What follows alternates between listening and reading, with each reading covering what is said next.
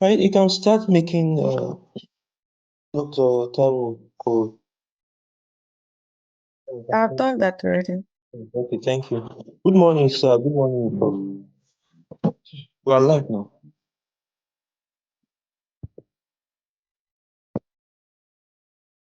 Good morning, Dr. Kudus. Good morning, Professor Taiwo. Good morning, ma. Professor.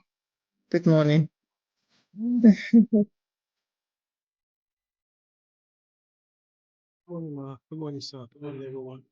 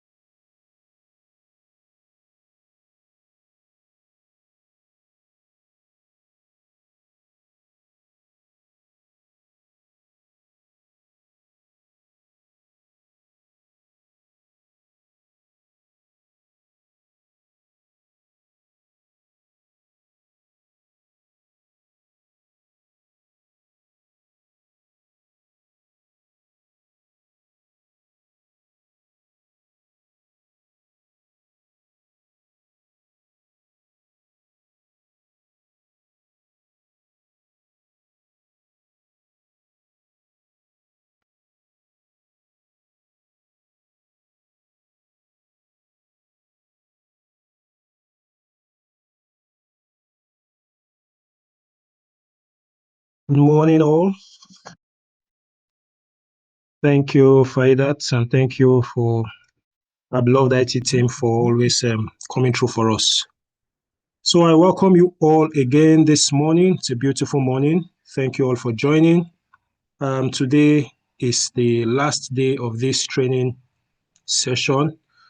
We've had a jolly good ride right from the beginning, the first Saturday of this month up till this present moment. We've had different sessions on quantitative data analysis, right from the rudiments of descriptive statistics, the very basics of variables, what they are.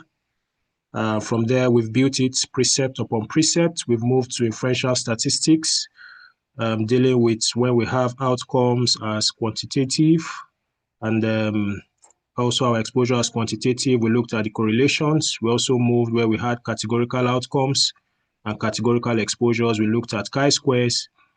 Then we moved on the other week to dealing with quantitative outcomes and categorical exposures, where we looked at t-tests. And then we looked at where we had categorical exposures of more than 2 categories, and we looked at ANOVA, which was last week. And today we are going to complete the whole session by looking at, we'll proceed from there, and then we'll also look at regression. So it's a session you don't want to miss, because regression is a very, very important aspect when it comes to quantitative data analysis. And I must say, we've had it from the very best. We've had a trainer who has really spent time out of his very, very busy schedule to come every morning, take this talk as though we are, I mean, he has been very committed. I couldn't say much more than that. He has been really very committed to this. And you will agree with me, those of you who have come, that it's been time well spent.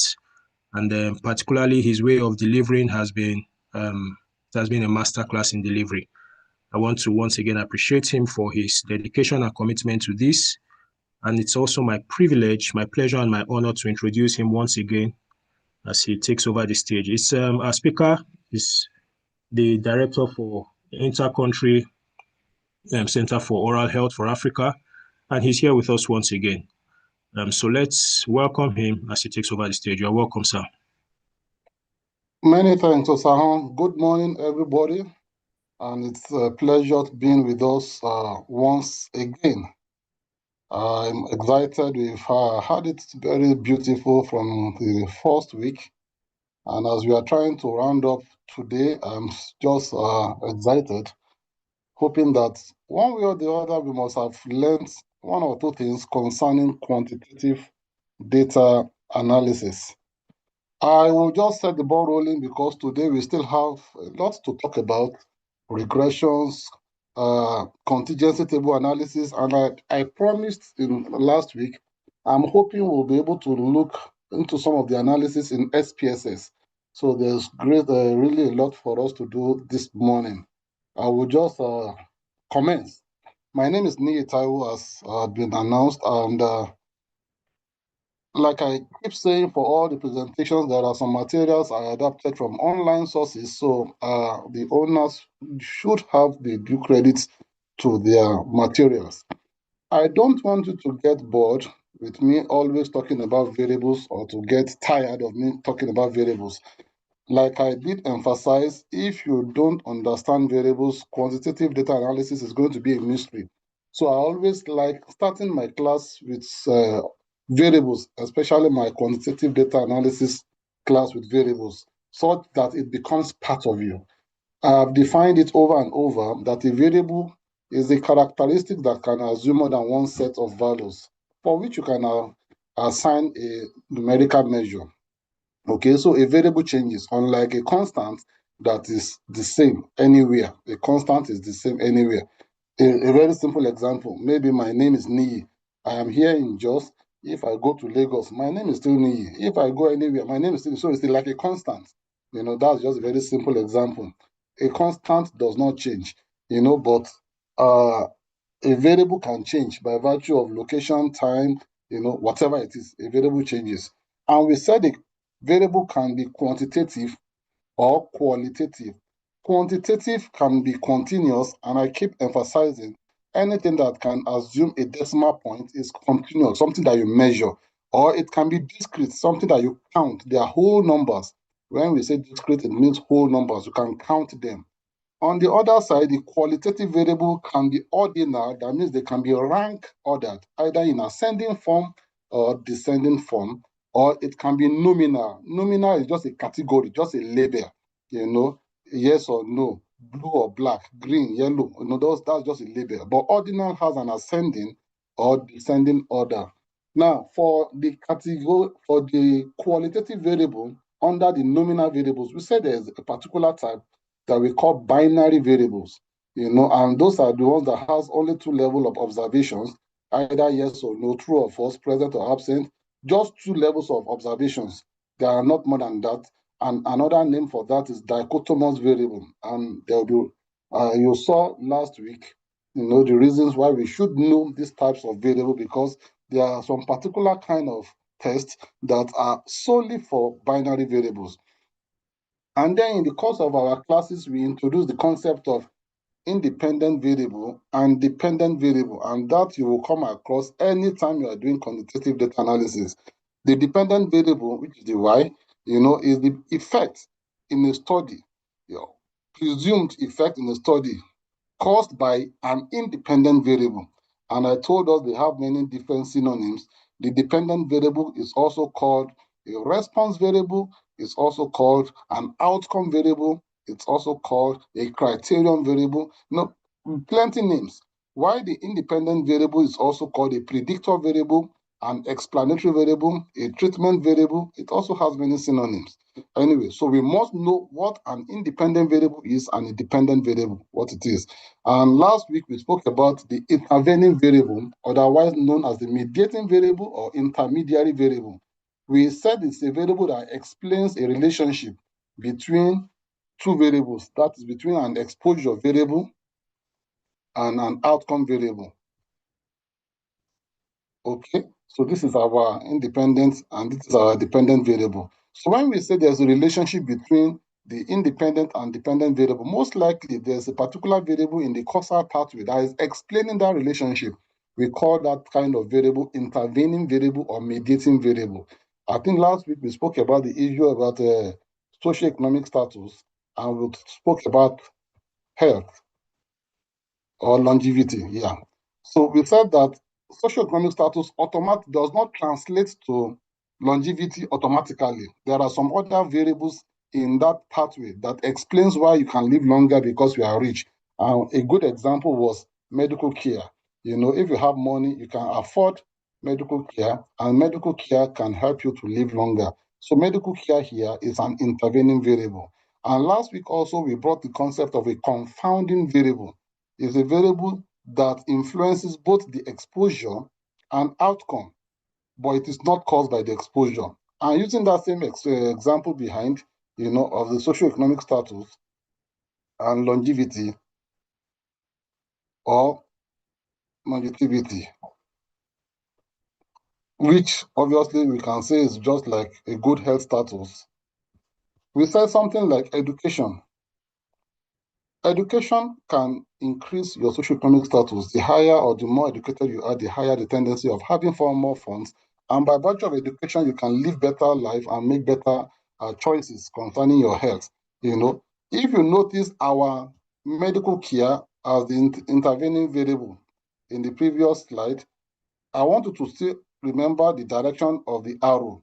For the medical care, it is in the causal pathway, but for the confounding variable, it's a standalone variable that has effect on both the exposure and the outcome simultaneously. So education is an example of a confounding variable in this relationship. Age is also a confounding variable. Gender is also a confounding variable. And we saw that last week. Measurement scales. We said that there are 4 types of measurement scales: the nominal, ordinal, interval, and ratio scale. And we also emphasized that the ratio scale is the strongest because it has what we call an absolute zero. Absolute zero means that a zero that has a meaning. So if I say that I have a plate, with food, and it was weighing maybe 40 kilograms or 40 grams, and maybe the food component is maybe 30 grams. That means the plate is weighing 10 grams. And after eating, and then I weigh it, and I'm having 10 grams as the weight of the plate. That means that there's zero food there. That zero there means zero. Nothing is there. If I talk about a distance and I said somebody has covered 0 centimeter, that means the person is stationary, is still on the same spot. That is absolute zero. Unlike the interval where our zero is arbitrary. And I gave us an example concerning temperature. When we say 0 degree, it doesn't mean that there's no heat or there's no coldness. It actually means freezing. So 0 does not mean 0. However, it is tagged 0 just for description.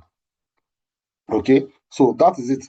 The least among the measurement scale is nominal, which is just a label, and it follows the same way we have our variables.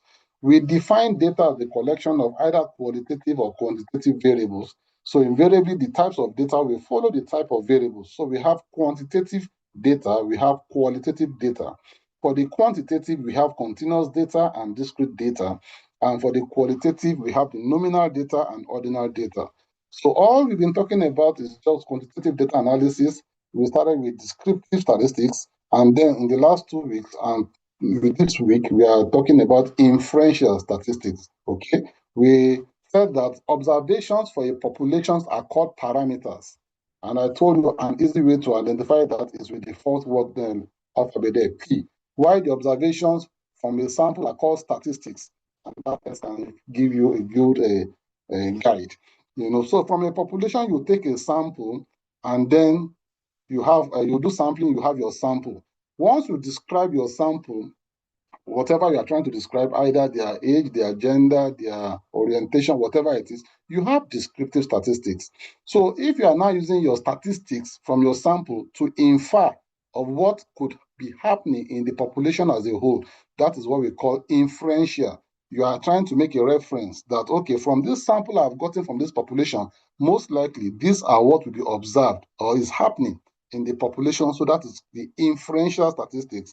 And we said that inferential statistics, can be estimation of parameters or hypothesis testing. For the estimation, it can be a point estimate like a mean, or an interval estimate like a confidence interval.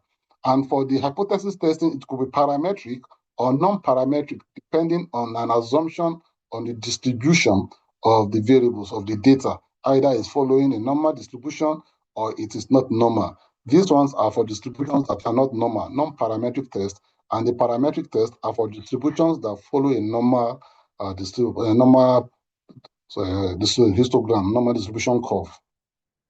So univariate variables are basically what we do in descriptive statistics, while bivariate and multivariate are the ones that we work with in inferential statistics.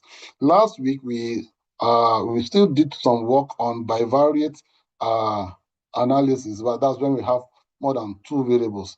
The categorical is for chi-square, the continuous is for correlation, and we've done that. We've done correlation, we've done chi-square. Last week, it was continuous and categorical variables where we started with t-test and ANOVA. We started with t-test and ANOVA. So that's for bivariate. This is what we'll be talking about today, simple linear regression. We didn't talk about that while talking about correlation because it has a separate question or research question. So for last week, this was our decision rule or decision tree, trying to know the test to use. If your outcome or your dependent variable is continuous, is it continuous, yes or no? If it is no, that means you have a categorical outcome. You should be looking at a chi-square, when you have categorical outcomes. But if it is continuous, okay, how many groups are you trying to compare? Is it just one single group? You want to check the value concerning that of a constant or a population, then a one sample t-test will be ideal. If there are two groups, good. So what type? Is it a paired group or an independent group? So we have a paired t-test and we have an independent t-test, and we explained that last week. And what if your groups are more than two? Then a t-test will not be suitable. We'll now be talking about an ANOVA. You use ANOVA for that. And so this is just a summary of what we did last week. We have a one sample t-test where you are checking the difference between your group and the population. The population is the constant or the set point or a particular reference that you are working with. And then we have the independent sample t-test where you have two independent groups. They are separate. And you are trying to compare if there's a difference between the groups in a particular variable. Or the paired sample t-test. And a very good example of a paired sample t-test is before and after. And that's why it's talking about between 2 points in time, before and after. So you are checking a particular variable or an observation before. After some time, you are checking again to compare if there's a difference in what you saw before and after. And last week, we also spoke about ANOVA, which I said is just analysis of variance. That's where that name ANOVA was coined from, analysis of variance. So the difference between ANOVA and t-test is that ANOVA can be used in situations where you have more than two or more means being compared. And I emphasized last week that the main reason behind that is to reduce the type 1 error, if you recall, to reduce the type 1 error, because the more you are doing 2 by 2, you increase your type 1 error by the number of analysis you are doing. So instead of doing the groups 2 by 2, you want to do all the groups once so that you can reduce the type 1 error to just 0.05, which is the convention. And our ANOVA by statistics is the F ratio, which is the mean squared between the groups or over the mean squared within the groups. And we said the higher or the larger the F value, the more significant the variance between the groups. So I told us also last week that all our ANOVA analyses are usually represented in a table, and that's just what this table is showing. We have the source of variation between the groups or between samples, within samples, the sum of square between, sum of square within, and the total sum of square, the degree of freedom between, degree of freedom within, and the degree of freedom total. The mean squared between, mean squared within, and then our F ratio, which is just the ratio between the mean squared between and mean squared within. And additionally, on the other side, we have the p-value also for our ANOVA table to show if the analysis is significant or not significant. So this is what you see for a one-way ANOVA analysis. Awesome. So this morning, we are looking at regression to understand and interpret regression, and then try and also look at contingency table analysis. So, like I said, we are now working with the bivariate level because we are trying to compare two variables or more. So we'll start with the two variables before we go to the multivariate part. So under the two variables for regression, it is a continuous y. Our y is the dependent variable or outcome variable. And you are looking at the relationship between an independent variable on a dependent variable, and the independent is also continuous, and that is where we are starting from, the simple linear regression. For the multivariate one, we have multiple variables as independent variables or multiple variables as dependent variable. And there are many analyses under regression, but we are going to look at multiple regression, logistic regression, just briefly to have an idea of what they are used for and how they can be understood when we see like an output. So we'll look at those for all of them briefly. But before we go far, I want to explain, bring out a difference between that term multivariate and multivariable analysis. This particular word here and the one before, bivariate and the univariate, the context with which it is used here is not the context with which I want to explain the differences here. So it might look as if it's conflicting, but I want you to understand these terms here. Once you understand these terms here, I think it's good to go. So there are different statistical terms, and they describe different types of analysis. So when we say multivariate analysis, it is used to describe models with multiple dependent or outcome variables. So in multivariate analysis, you have y1, y2, y3. These are dependent variables. So x will be looking at the effect of x on more than one outcome. That is multivariate. On the other side, when we say multivariable, it is talking about one dependent variable, but we have, many independent variables. The effect of 1, 2, 3 things, on a particular dependent variable. So please just look at that analogy. Multivariate talks about multiple dependents, while multivariable talks about multiple independent. So don't mix it up. Awesome. So this is an example of a multivariate analysis.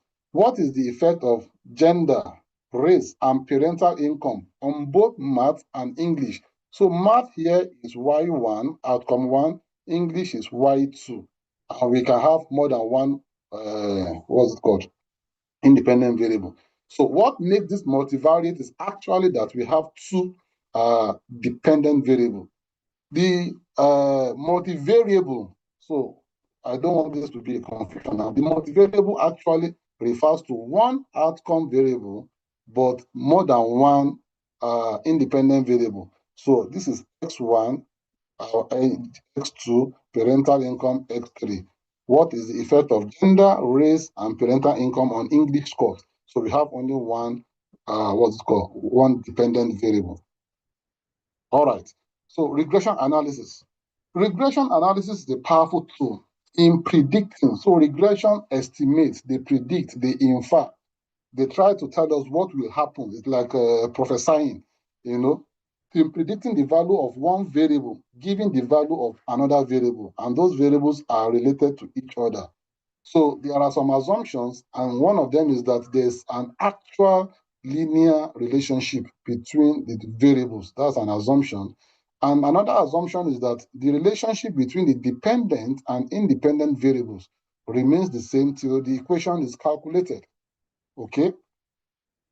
Another assumption is the dependent variable can take any random value, but the values of the independent variables are fixed. And in regression, we have only one dependent variable, and I'm putting an asterisk here because in multivariate analysis, we can have more than one dependent variable. So this is just a statement limited to simple linear or multiple linear. It's limited to the linear regression model. However, we can use more than one independent variable. So in regression, you have one dependent variable, you can have as many as possible independent variables. The advantages of regression analysis is that it provides estimates of the values of the dependent variables from the values of the independent variables. So it estimates, it predicts, it infers. And it also helps in obtaining a measure of the degree of association or correlation. So when we are doing regression, part of the analysis includes correlation.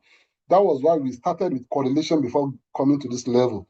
It will be very challenging to first talk about regression and then go back to talk about correlation. So it was arranged, in a way that it will be precept upon precept. So what's a regression model? A model is a mathematical representation of a relationship. Once we are saying area of a rectangle, length times breadth, that's the model. It's the relationship, a mathematical representation of that relationship, and it is everywhere. That model stands. A regression model is the relationship between one dependent variable and one or more independent variables or explanatory variables. And we use an equation to depict that relationship. And in regression model, the dependent variable is numerical, is quantitative, and the independent variable can either be numerical or categorical, and it can be one or more. And like I said, regression is used for prediction or estimation. So what are the types of model? For regression model, we have, once you have Gemini 3 Flash, your core model. Once you have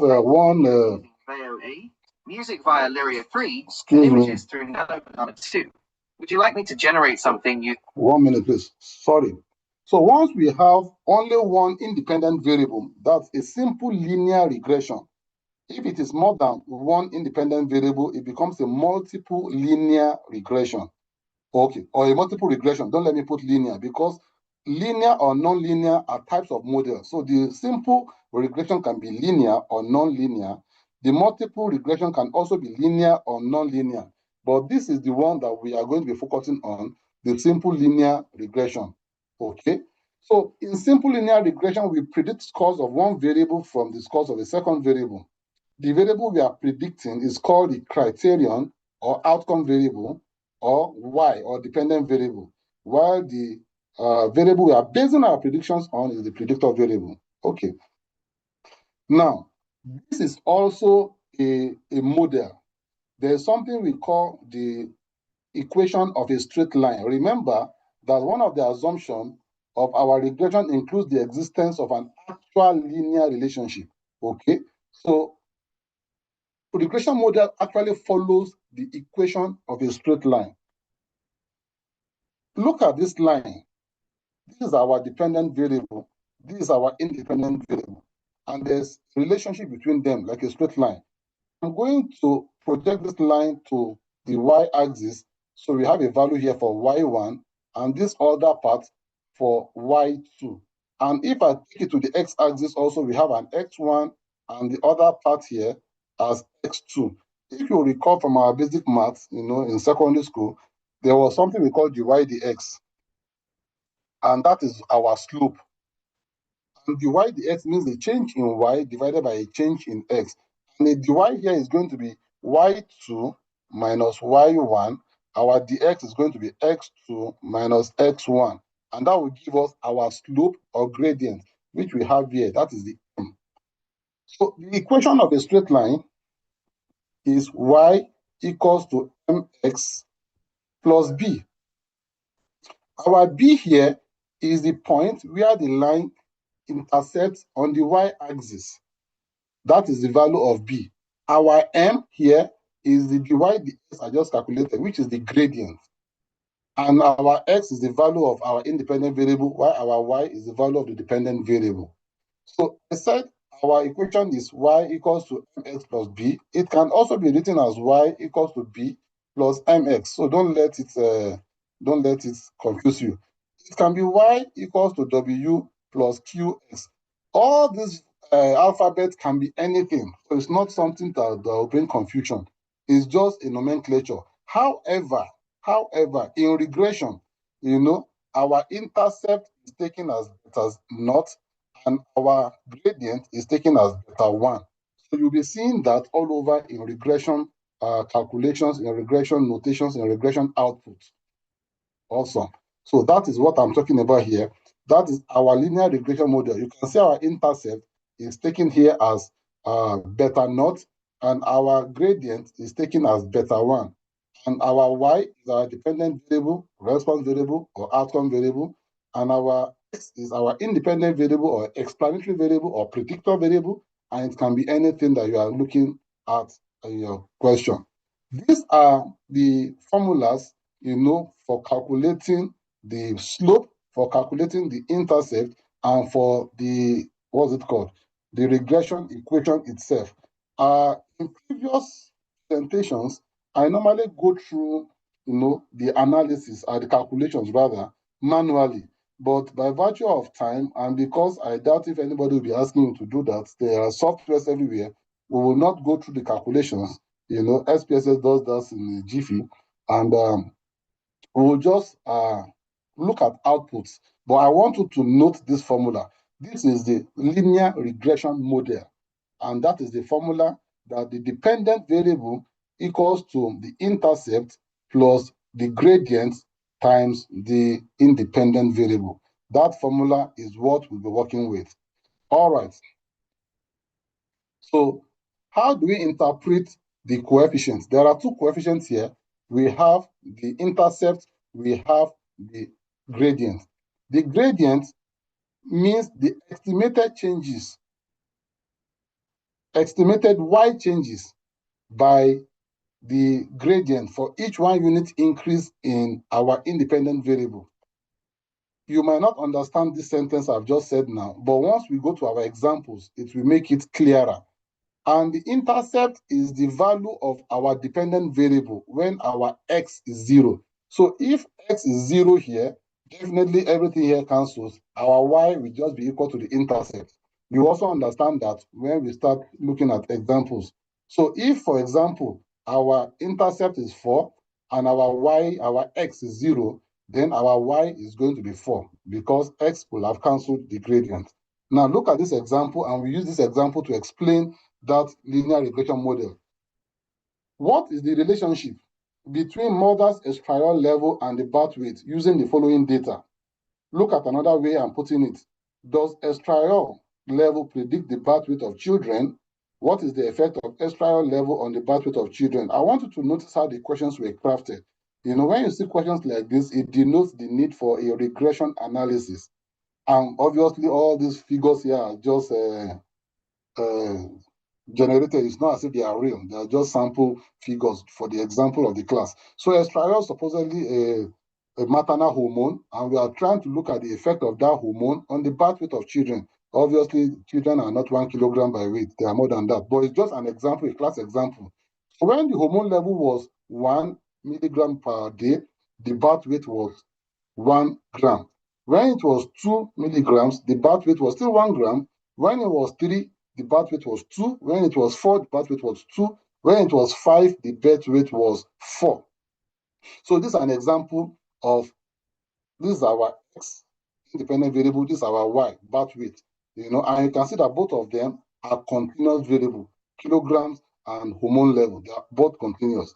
So in our regression analysis, it's normally good to start with a scatter plot. By now, a scatter plot is one of the ways of checking for correlation. And from what we are seeing here, even without much ado, we can say that this is positive. If you look at the direction, this is positive, because from lower left to upper right. But we don't know the particular correlation coefficient. But it's positive with the way it looks. So it just shows that as the hormone is increasing, birth weight is increasing. That's how to interpret the scatter plot, okay? And then when we run that particular data, as an analysis in SPSS, in less than 2 seconds, it is out. And you have first a model summary. And this model summary is just actually a correlation. It's the correlation of the relationship between the hormone level and the birth weight. And you can see our correlation and our value here, coefficient 0.9. And our R squared, that is R squared. By now, you already know what that means. That's the coefficient of determination, which is just the square of that R. And then we have our error estimate, okay? Now, we said that our R squared, coefficient of determination, this one shows that, to interpret it for us to understand, that 81.7%, if I multiply by 100, 81.7% of the weight of children, newborn children, is actually determined by the estriol level. If you recall how we interpret our R squared. it explains the variance in the total variance. So 81.7% of the weight of children is explained by the estriol level from the mother. That is what this means based on our class example. So this coefficient is actually the regression analysis. And I want you to please note this table very well. You will see that we have, what's it called here? The unstandardized coefficient beta, and we have standardized coefficient here. We'll talk about this more when we get to our multiple linear regression. You understand it better there. Now, anytime you see constant,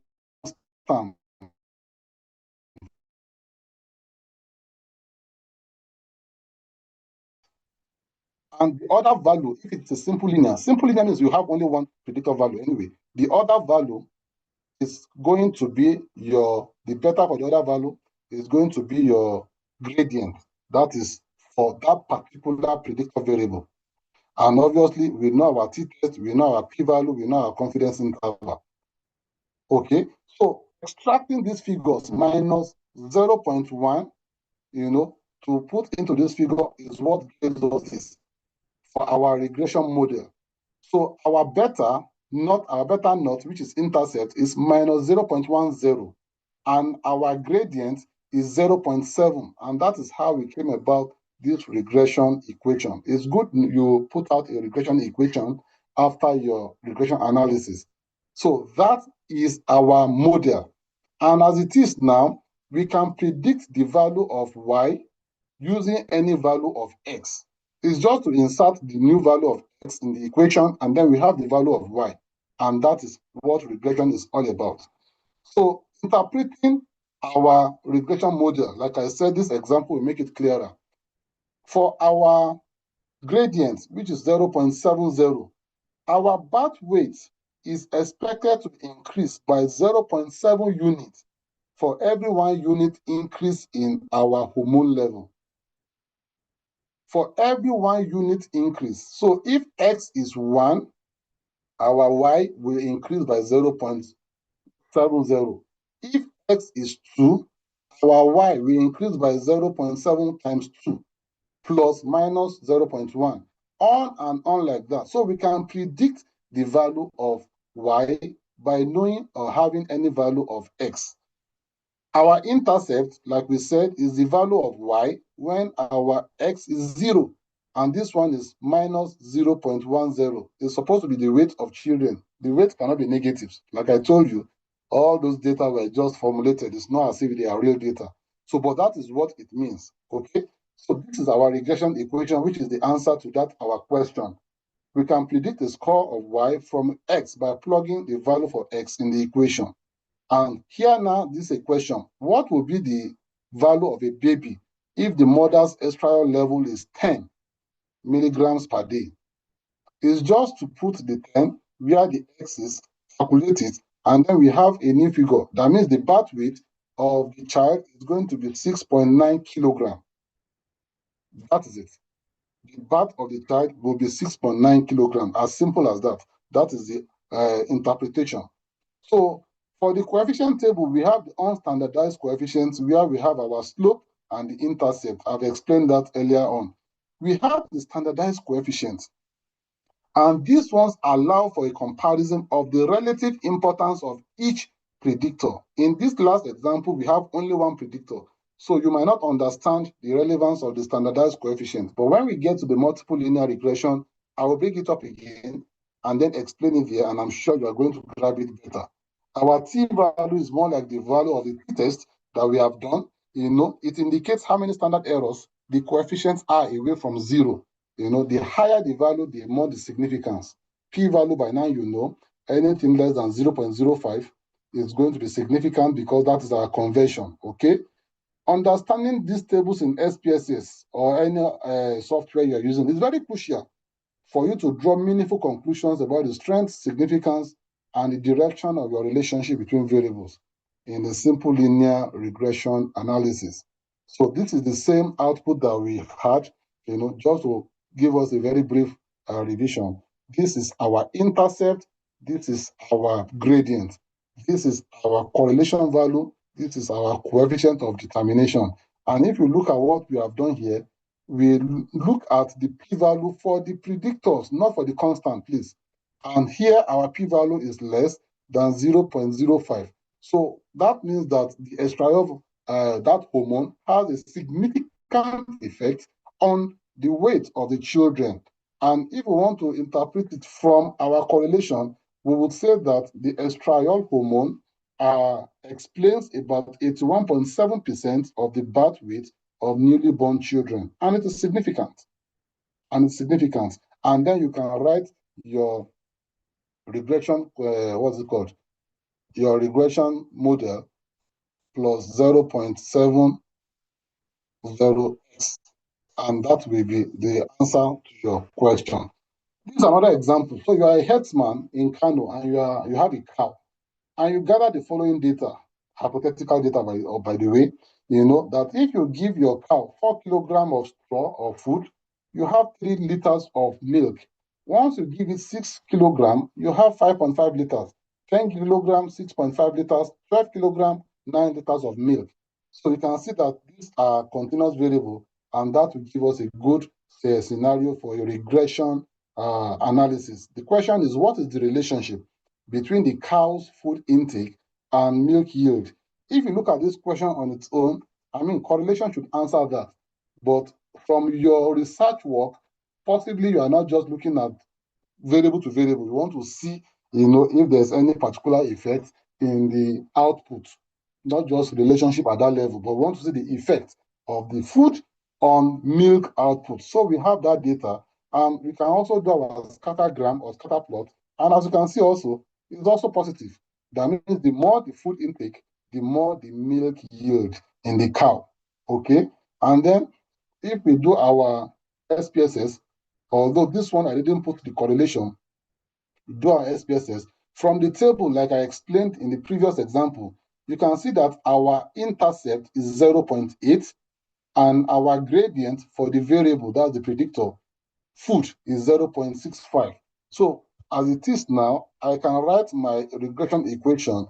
This is 0.80 plus 0.65x. So the milk production is 0.8 plus 0.65 the amount of food that the cow takes. And then we can now explain what that is. Our milk yield is expected to increase by 0.65 liters. The unit of measurement is liters for each 1 kilogram of food that the cow takes. So if the cow does not eat anything, that is if our X is 0, our milk yield will be 0.8 liters.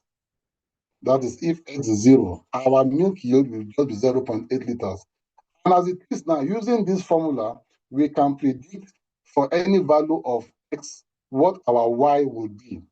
Okay? So what would be the milk yield if the cow was given 15 kilograms of feed? It will just be this times 15, 0.65 times 15, plus 0.8, which is our intercept. That will give us the new value of milk. And that is going to be 10.55 liters of milk.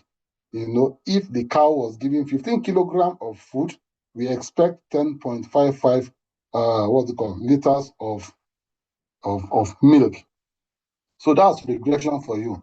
So when you run a simple linear regression in an SPSS, it normally comes with 3 different outputs.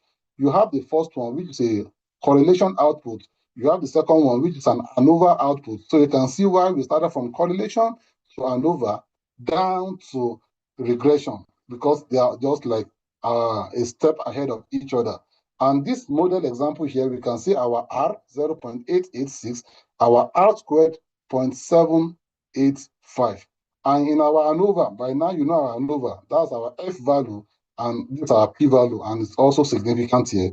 And then you have the main coefficient table, which is the regression table, where you can see your constants, or that's intercept, and the beta 1, which is the gradient. And you can put them in the regression model to check for your predictability.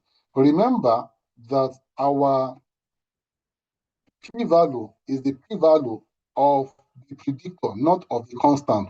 And from what we are seeing here, this is not the p-value. This is the p-value. Our p-value is significant, 0.000. That one was standard error. So this particular relationship is significant, and for whatever it is talking about, we can now reject the alternative hypothesis and hold on to our null hypothesis. Because for an inferential statistics, you ought to have generated an hypothesis. Remember, it is either a parametric test or a non-parametric test. So you will have generated an hypothesis to test your research question. For that same regression analysis, we will look at some of these examples, because they're also part of regression. And we'll start with the multiple linear regression. Remember, simple linear, straightforward, just one independent predictor, one outcome predictor or dependent predictor, dependent variable. In multiple linear, we are attempting to model the relationship between two or more independent predictors or variables in response to the dependent variable by fitting them in a linear equation. So every value of the independent variable is associated with a value of the dependent variable.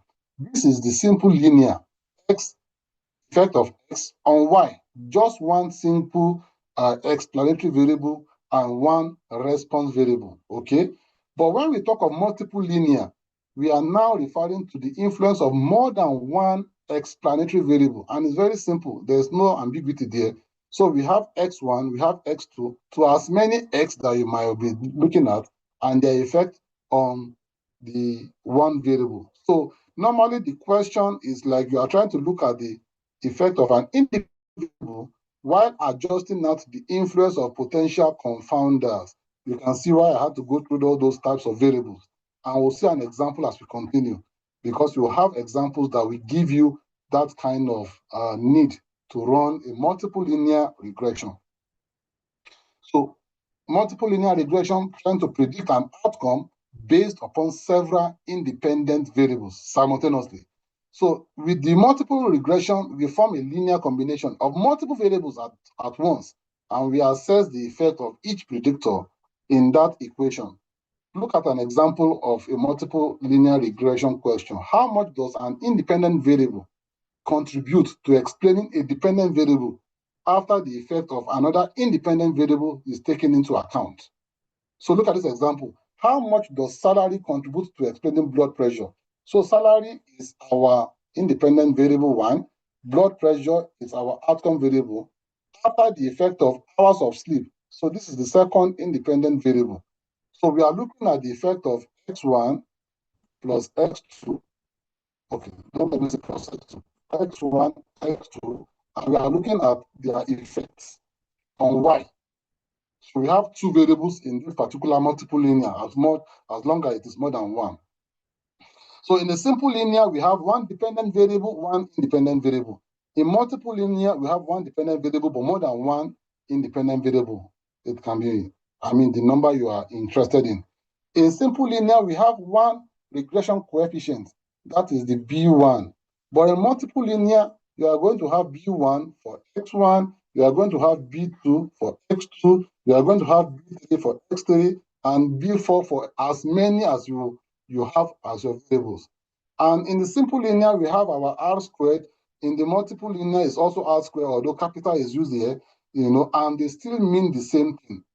The only difference is that the R squared in the multiple linear is just the cumulative effect of all the predictor variables, how they explain the variance in the outcome variable. Cumulative effect. That is the only thing about the R squared in the multiple linear regression. So this is a simple linear regression. Our intercept plus this is our gradient and our single predictor variable.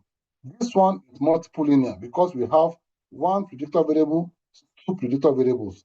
So it's more than one. And we have one gradient for the first predictor variable, second gradient for the second predictor variable. And it can continue, to maybe x11, depending on the number of independent variables you want to put into your model for your analysis. So this is the equation, and that's what I've explained before. Our y is the outcome variable or dependent variable. Our a is the intercept, the first gradient first independent variable, second gradient, second independent variable, on and on like that. So this is an example of how multiple linear regression formula looks like. Let me just try and, okay, so let's assume Y is income, and my X1 is, let me say H, my X2 is weight, my X3, let me say, we are talking about what can influence income. We have age, we have weight, we have maybe hours, the number of hours spent sleeping, for example, just random variable for purpose of this class. And after our analysis, we came out with this regression formula, and I will show us a sample of how we can extract these figures from our analysis to generate the formula. So I can say that my income is equal to 40.8 plus 3.98 the value of age plus 1.22 the value of my weight minus 2.09 the value of how long I spent sleeping. So how do we interpret, just for an example, if it is age we are going to interpret now, so I can say that my income increases by 40.8 plus 3.98 value of my age. For every 1 year increase, the value of my age, if my weight and the hours I spent sleeping, I kept constant. That interpretation is cardinal because we must be able to explain it. That is for age. Let me speak about the hours of my sleeping. I can say that my income reduces, because you can see it's negative, reduces by 2.09 whatever value, either naira or dollars. For every hour I spend sleeping, my income reduces by 2.09 value. For every hour I spend sleeping, if my weight and my age are kept constant. That is how you interpret a multiple linear regression. It's just a step ahead of the simple linear. It's the same thing. The only difference is that you have more variables. So we have the simple linear regression, education and income. The multiple linear, we have education, we have gender, we have hours spent at work, we have age. These are 4 independent variables, all of them, trying to predict your income. This is just a sample SPSS output of a multiple linear regression. And like I told you, you have a correlation, table. You have your R and your R squared. Here we have our R squared as 0.358. And there are predictors here. We have our hours spent at work, the educational level, the age, and the gender. So all these 4 variables, account for 35.8% of your income. All those 4 variables account for 35.8% of the income that comes your way. That is what that R squared is talking about. Remember I said it is cumulative now because we have more than 1 predictor variable. And this, our ANOVA, is also significant to tell us that our regression model is significant and explains the proportion of that variance. So that variance that we have here of 0.3 of 35.8% is actually significant in our regression model. This is an example of multiple linear regression analysis output. Multiple linear regression analysis output. And like I told you, our constant here is the intercept. And the intercept here is minus 39061.2. For education, this is the beta 1 for education. For age, beta 2, 341. For gender, minus 8893.049.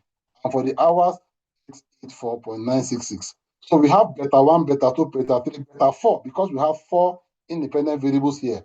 Remember, our constant is our intercept. Maybe in the next slide, we are going to try and generate the regression model equation. And then we have our beta, standardized beta here, which I'm going to explain as we continue. And then we have our p-value for our predictor variables. This particular one does not have this output does not have the confidence interval, but it is a choice in the analysis. You know, you choose to show the confidence interval. So this is our, what's it called? Our multiple linear regression model.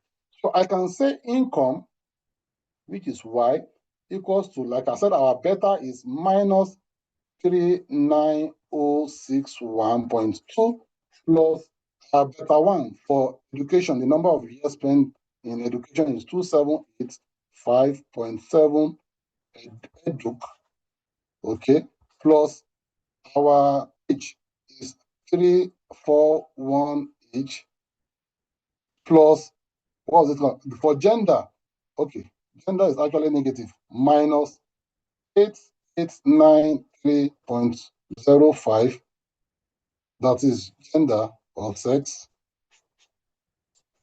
plus 844 hours spent at work. That is our regression equation. And as it is now, keeping the other variables constant, you can look at the effect of each individual variable.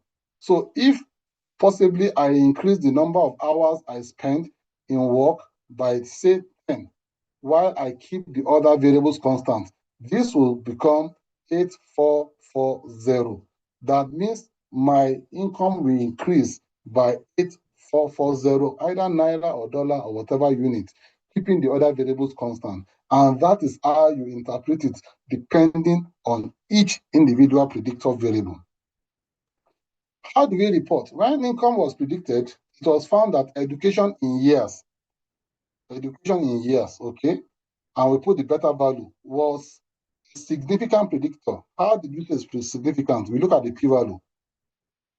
It's less than 0.05. All the other predictors are greater than 0.05, okay? Was a significant predictor. Age, we put the beta value, was not significant. Gender too was not significant, and the time spent working was not significant, okay? The overall model was 0.358. How did we get that? That is our coefficient of determination. Let me go back.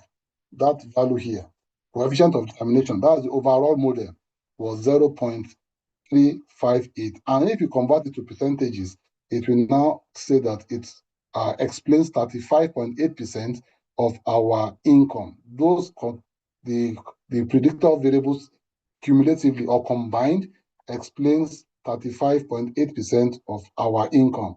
So depending on the question you are answering, you might also want to report the regression equation, which we have done in the previous slide, or you put it in a table that can show the intercept and the unstandardized coefficients. And this is an example of a table where you have your variable, you have your unstandardized coefficient, the confidence interval, the standardized coefficient, your t-value and p-value. And for all these variables here, these ones, they are all significant. The p-value shows that they are all less than 0.005. And you can see a note under this table showing the coefficient of determination to be 0.39, the number of observations 525, the p-value, the confidence interval for B.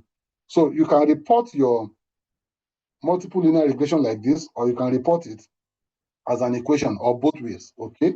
So let me go back to that standardized coefficient stuff. You know, I said that it standardizes the coefficients, allowing for a comparison of the relative importance of each predictor. Standardized coefficients tell you which predictor has the highest or the strongest effect on the outcome using the same measurement scale. And you know, most of the time when you are putting your predictor variables, they don't have the same measurement scale. In regressions, variables are often measured in different units. See the example below. We can have income, it is in naira, age is in years, the education, years of schooling, blood pressure, millimeters and mercury. You know, so all these are different variables, and they have different measurements units, okay? Because they use different units, their regular, unstandardized coefficients can be fairly compared. So what the standardized coefficient does is it converts everything into the same unit. And that unit is the standard deviation. Let me give an example. I'm here in Nigeria, I earn in naira. There's somebody in Ghana who earns in cedis, maybe somebody in South Africa who earns in rands. Maybe I earn like 1 million naira per month. Somebody earns 850 cedis per month. Another person earns maybe 700 rands per month. How do we know who is earning more? We convert them all into dollars. The dollar will standardize it for us to know who is even having more. So it's the similar analogy, where all those previous measurement units are converted to the same unit for us to now have an idea which of them is actually having the strongest effect on the outcome of interest. So instead of saying that income increases by 10,000 naira, if income increases by 10,000 naira, health score increases by 2 units. Once we convert them to standardized units, we can say if income increases by 1 standard deviation, health score increases by 0.4 standard deviation. So it has standardized everything. Now look at it now. So every variable is on the same scale. That means that the bigger standardized coefficient shows the stronger influence, the smaller standardized coefficient, the weaker influence. If you see a positive value, that means there's a positive relationship. A negative value shows a negative relationship. So if you are explaining results to people, the standardized coefficients help you to answer which factor matters most. So out of these 3 variables and under the standardized coefficients, we can see that income has the strongest effect because income has the highest value. Age has a negative effect.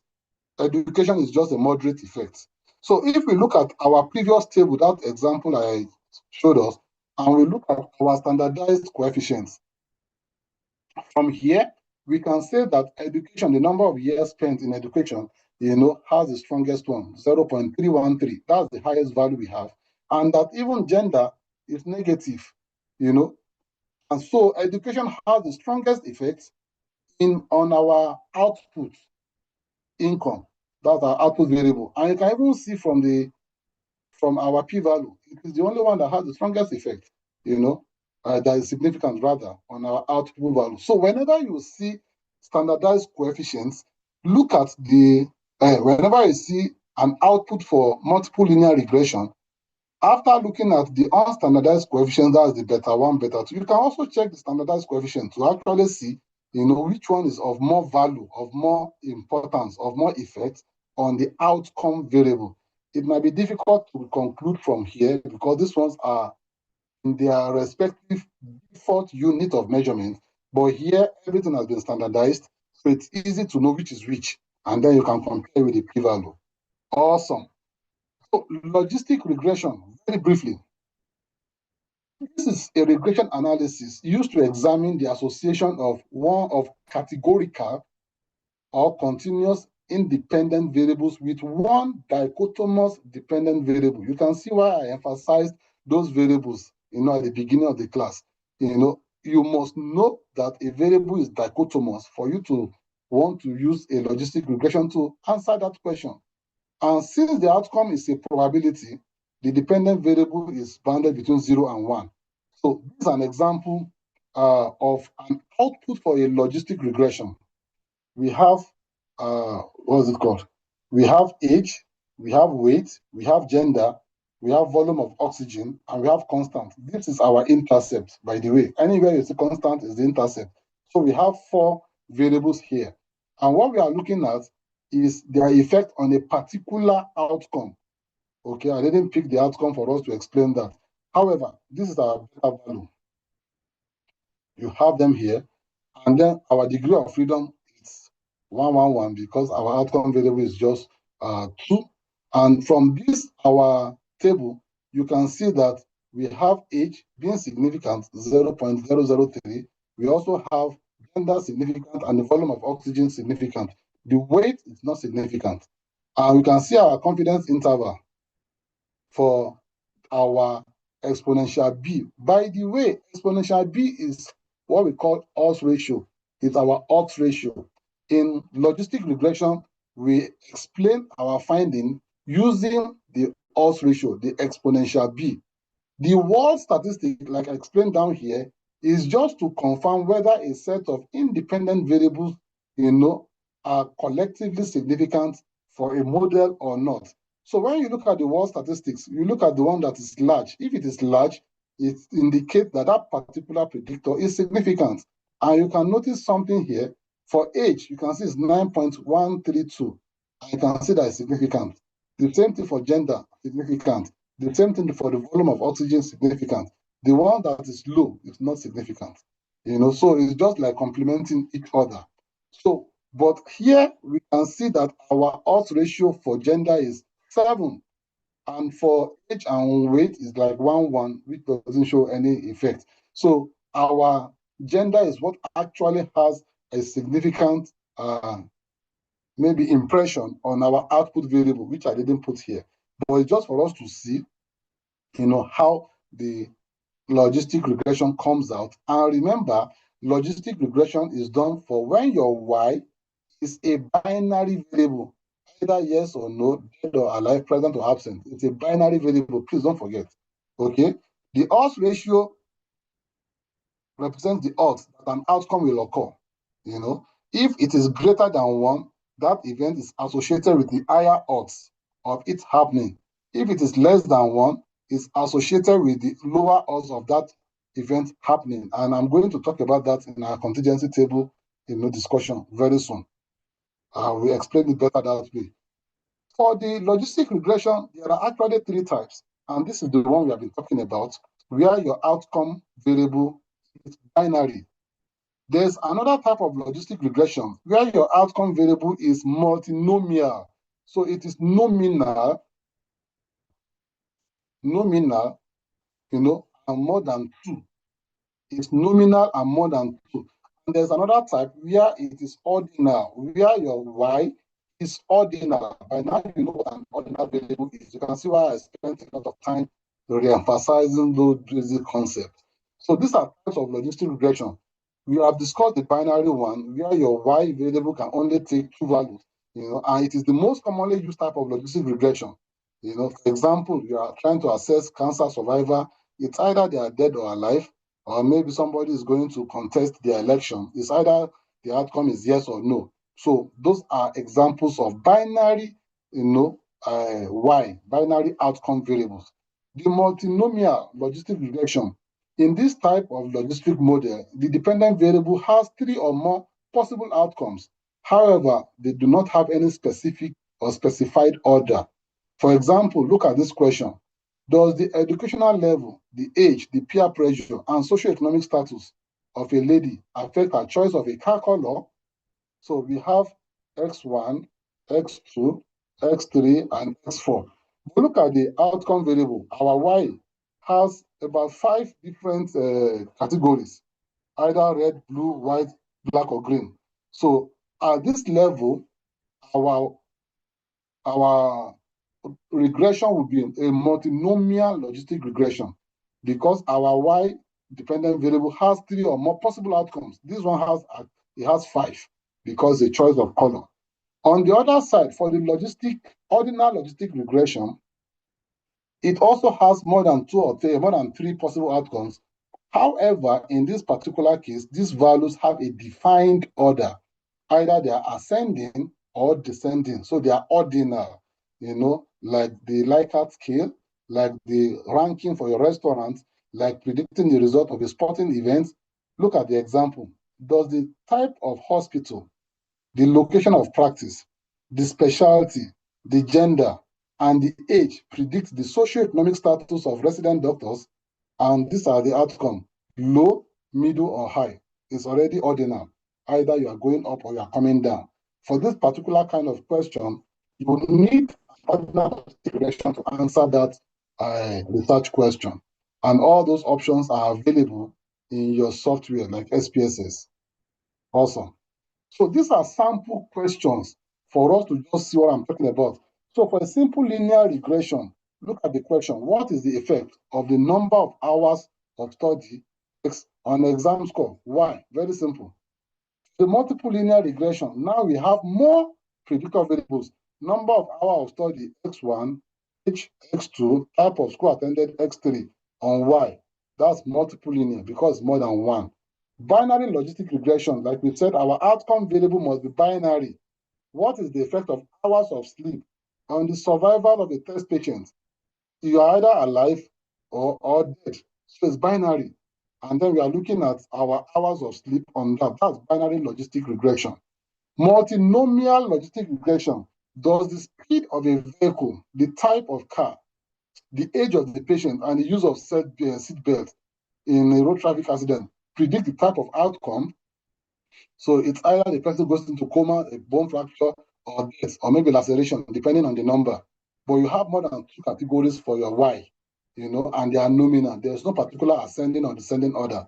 And for the logistic regression, what is the effect of age, the CD4 count, the gender, and family support on the stage of HIV, and using the WHO stage, stage 1, stage 2, stage 3, stage 4. You know that they are in a descending order. Okay? And an example of the multivariate regression, where I said our y can be y1 or y2. We can have 2 types of dependent variable. What is the effect of gender, race, and parental income on both math and English score? Math is our dependent variable, while English score is our dependent variable too. That's an example of multivariate regression analysis. Multivariate regression analysis. Awesome. I will just quickly rush through the contingency table analysis. I don't intend to spend much time here so that we can be able to look at some SPSS analysis. So the contingency tables represent all combinations of levels of explanatory and response variables. Explanatory, X, response variable, Y. The numbers in the table represent counts, and the rows and column totals are called the marginal counts. They are commonly used with dichotomous variables. By now, you know what a dichotomous variable is, a binary variable. It puts one dichotomous variable on the row, another dichotomous variable on the column, and you are trying to use it to determine association between the dichotomous exposure and dichotomous outcome. So this is what I'm talking about. We have a dichotomous variable here. So this is group 1, this is group 2.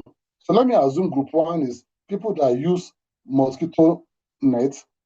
Group 2, people that do not use mosquito net. Present outcome, this is malaria plus malaria. Outside outcome, no malaria. So you can see that both of them are dichotomous. And then in group 1, we have A plus B. In group 2, we have C plus D. For the malaria, we have A plus C, those that have malaria, and those that do not have a malaria, B plus D. All these blue ones are what we call the marginal count, and this is the general total. Okay, so some uses of 2 by 2 tables or contingency tables, you use it to calculate odds ratio, relative risk, attributable risk, absolute risk, Cohen's kappa, sensitivity, specificity, positive predictive value, negative predictive value, and others. The way it is, we might be able to make maybe 4 or 5 because of time constraints. We are just trying to maximize time. So we might not be able to talk about sensitivity, specificity, PPA, and MPA, and MPV rather. So let's look at this ones. Odds ratio. I desire your rapt attention for odds ratio because people get confused here. Number 1, odds is not the same as probability. People mix that up regularly. Odds is not the same as probability. Probability is the proportion of times for an event will occur if the observations were repeated many times. And probability is always between 0 and 1. So that's 0 or 100%. It cannot be more than 100%. Okay. On the other side, odds are simply a different expression of probability. The probability of an event happening divided by the probability of the event not happening is what we call the odds. I will go over it again. The probability of an event happening divided by the probability of an event not happening is what we call the odds. And because it's a ratio, it can range from 0 to infinity. That is odds. Odds can range from 0 to infinity. Probability can range from 0 to 1. Odds can range from 0 to infinity. So that's one difference. Look at this example. It will make us to grab it. I have a bag with 10 balls, and that's the bag. You can see the balls there. There are green balls, there are red balls. What is the probability of me picking a green ball at random? If you look at the bag, there are 4 green balls, and there are 10 balls. So the probability of me picking a green ball is 4 over 10. We all know how to calculate probability. Okay, that's 4 over 10, or 2 divided by 5, or 0.4. Now, the next question is, what is the odds of me picking a green ball? Remember, we said the odds is the probability of an event happening divided by the probability of an event not happening. So the probability of me picking a green ball, we said, is 4 over 10. The probability of me not picking a green ball is obviously the probability of me picking a red ball. So that is going to be 6 over 10. So this is going to be 6 over 10. And then we can find out, what that gives us. Or this 6 over 10 is the same thing as 1 minus 4 over 10. Remember, probability is odds is probability of an event happening divided by the probability of an event not happening. So it can be just 1 minus the probability of an event happening. So probability of picking a green ball, we calculated that to be 0.4. The odds of picking a green ball is the probability of an event happening divided by the probability of an event not happening, which I just did in the previous slide. You can see that the value differs. So the odds of picking a green ball is 0.67. Probability of picking a green ball is 0.4. So you can see that there are different things, there are different terminologies. The odds is different from the probability. And all that I've been talking about is just for odds, not for odds ratio. We'll talk about odds ratio so that we don't get confused. So this is just the odds. It's different from the odds ratio. So now let's talk about odds ratio. In odds ratio is the odds of the events happening in one group divided by the odds of the event happening in of the same event happening in another group. Like, for example, those who go for regular medical checkup divided by the odds of and that same another event, possibly maybe development of an ailment, in those that do not go for regular medical checkup. So odds ratio is odds in group 1 divided by odds in group 2. And the event could be smoking, alcohol consumption. It can be anything that you are interested in. You check it in group 1 and then you check it in group 2. And when you now find the ratio, that is when it becomes odds ratio. But you find the odds in group 1, you find the odds in group 2. When you divide the odds in group 1 and group 2, that is when it becomes odds ratio. So odds ratio is the odds of an event, or the odds of an event is the probability it occurs divided by the probability it does not occur. The ratio is the odds of the group of the event in group 1 divided by the odds of the event in group 2. So like I gave an example earlier on, that we have those who use mosquito net and those who do not use mosquito net, and those who have malaria and those who do not have malaria. So this one is positive, this one is negative. Now we have two groups.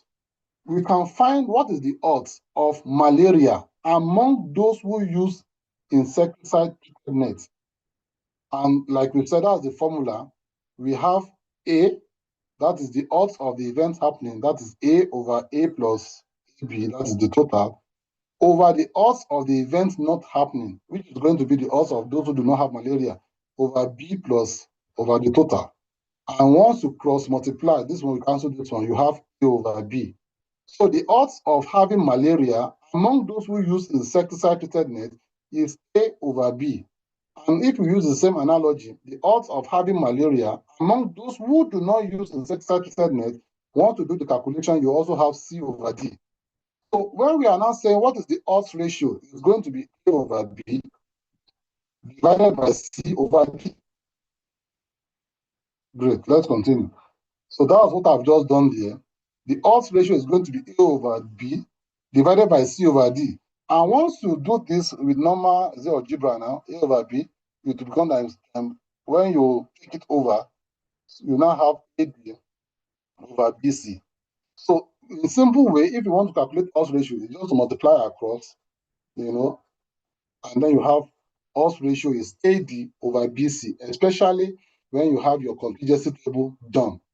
Very simple. Odds ratio is AD, divided by BC. So once you have your values in the boxes, you go and just multiply out.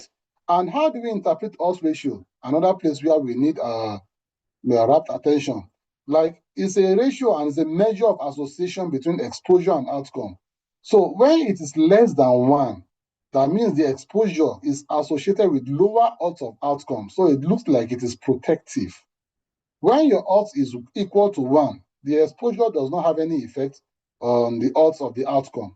It's just like a normal. But if it is greater than 1, the exposure is associated with higher odds of outcome. it's more like a causative, as if more of that exposure, more of the outcome. So odds ratio between 0 and 0.99 indicate a lower risk between 1 and infinity, you know. And when between 1 and infinity indicates a higher risk, and if it is equal to 1, there's no relationship. So for an example, what does an odds ratio of 0.75 mean? The clue when interpreting odds ratio is to look at how much that figure deviates from 1. That is one of the easiest way you will be able to interpret an odds ratio. So, for example, an odds ratio of 0.75 means that in one group, the outcome is 25% less likely. That is 1 minus 0.75. The outcome is 25% less likely in the particular group of interest. Okay? And an odds ratio of 1.33 means that in the other group, there is 33% more likely odds of that thing happening, because this one is 0.33 greater than 1. Okay, so if the odds ratio of illness between males and females, for example, is 0.4, it means that your exposure is protective for females, because we are looking at female as the contact now. You know, female and males is 0.4. That means that it's protective for females. And what does it mean? 0.4 is less than 1 by 0.6. That means the degree of protection is 60%. There are some examples we use to explain this. I'm just trying to give us, a lowdown before we look at some examples. So how do you interpret an odds ratio of 0.25? That means there's about 7.5% lower odds of having an exposure or having an outcome. 0.25 is the odds ratio. If you look at it away from 1, 0.75. So there's 75% lower odds for developing a particular condition of interest. That is how to interpret that in odds ratio. Look at this example. There's a survey of 250 commercial sex workers in Enugu, and it shows the following data. Those that use alcohol, yes or no. Those that smoke cigarettes, yes or no. The question is, what is the odds that commercial sex workers who smoke would also take alcohol? As simple as that. And then we have our contingency table here. Those who smoke, yes, and drink, those who drink and smoke, and on and on. And then for those who smoke, the odds of using alcohol is 100 divided by 45. How do I get there? The odds of using alcohol for those who smoke is, this is A, B, C, D, is A over B. The odds of using alcohol for those who do not smoke is C over D. So this one is 100 over 45. We can get the value for that. This one is 40 over 65. We can get the value for that. And by the time we divide the two, we can have the odds ratio. That is one way. The other way is, like I said, odds ratio is AB divided by BC. That gives us 100 times 65 divided by 40 times 45. And that will give us our value. So let's go back to our calculation. So those who smoke, the odds of taking alcohol is this, and that is 2.2. Those who don't smoke, the odds of taking alcohol is this, and that is 0.62. The odds ratio is this over that, and that is 3.6. So our conclusion or our finding is that the estimated odds that commercial sex workers who smoke will also use alcohol is 3.6 times the odds of non-smokers. So that means that smokers have a higher tendency, 3.6 times more odds of taking alcohol compared to those who do not smoke. As simple as that. This is just the same example using the cross product ratio of AD over BC. That would just be 100 times 65 divided by 40 times 45, and you still have the same figure. So it's even faster using this method. This is another example of checking for alcohol consumption and the development of liver cancer. The question is, what is the odds ratio? Just sharp. It is 100 times 160 times 110 divided by 40 times 90, and you have a figure. And that figure is 4.89. And the interpretation says that the odds of liver cancers are 4.8 times greater among those who consume alcohol compared to those who do not take alcohol. And that's the interpretation, and it's logical, it makes sense, okay?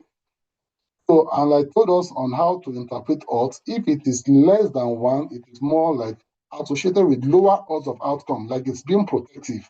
If it is 1, there's no odds, it is like there's no effect. If it is greater than 1, it's more like causative. It has a higher odds of outcome, like we saw with the example of the alcohol and liver cancer.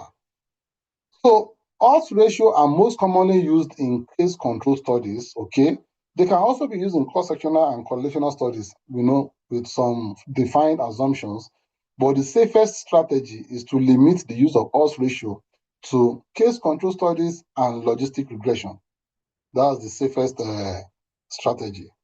Relative risk, attributable risk, absolute risk.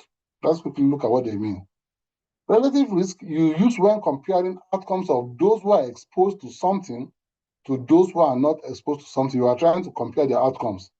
And you do it in cohort studies. Assuming that we have an idea what the cohort study is. It's a prospective study, a follow-up study. Excuse me.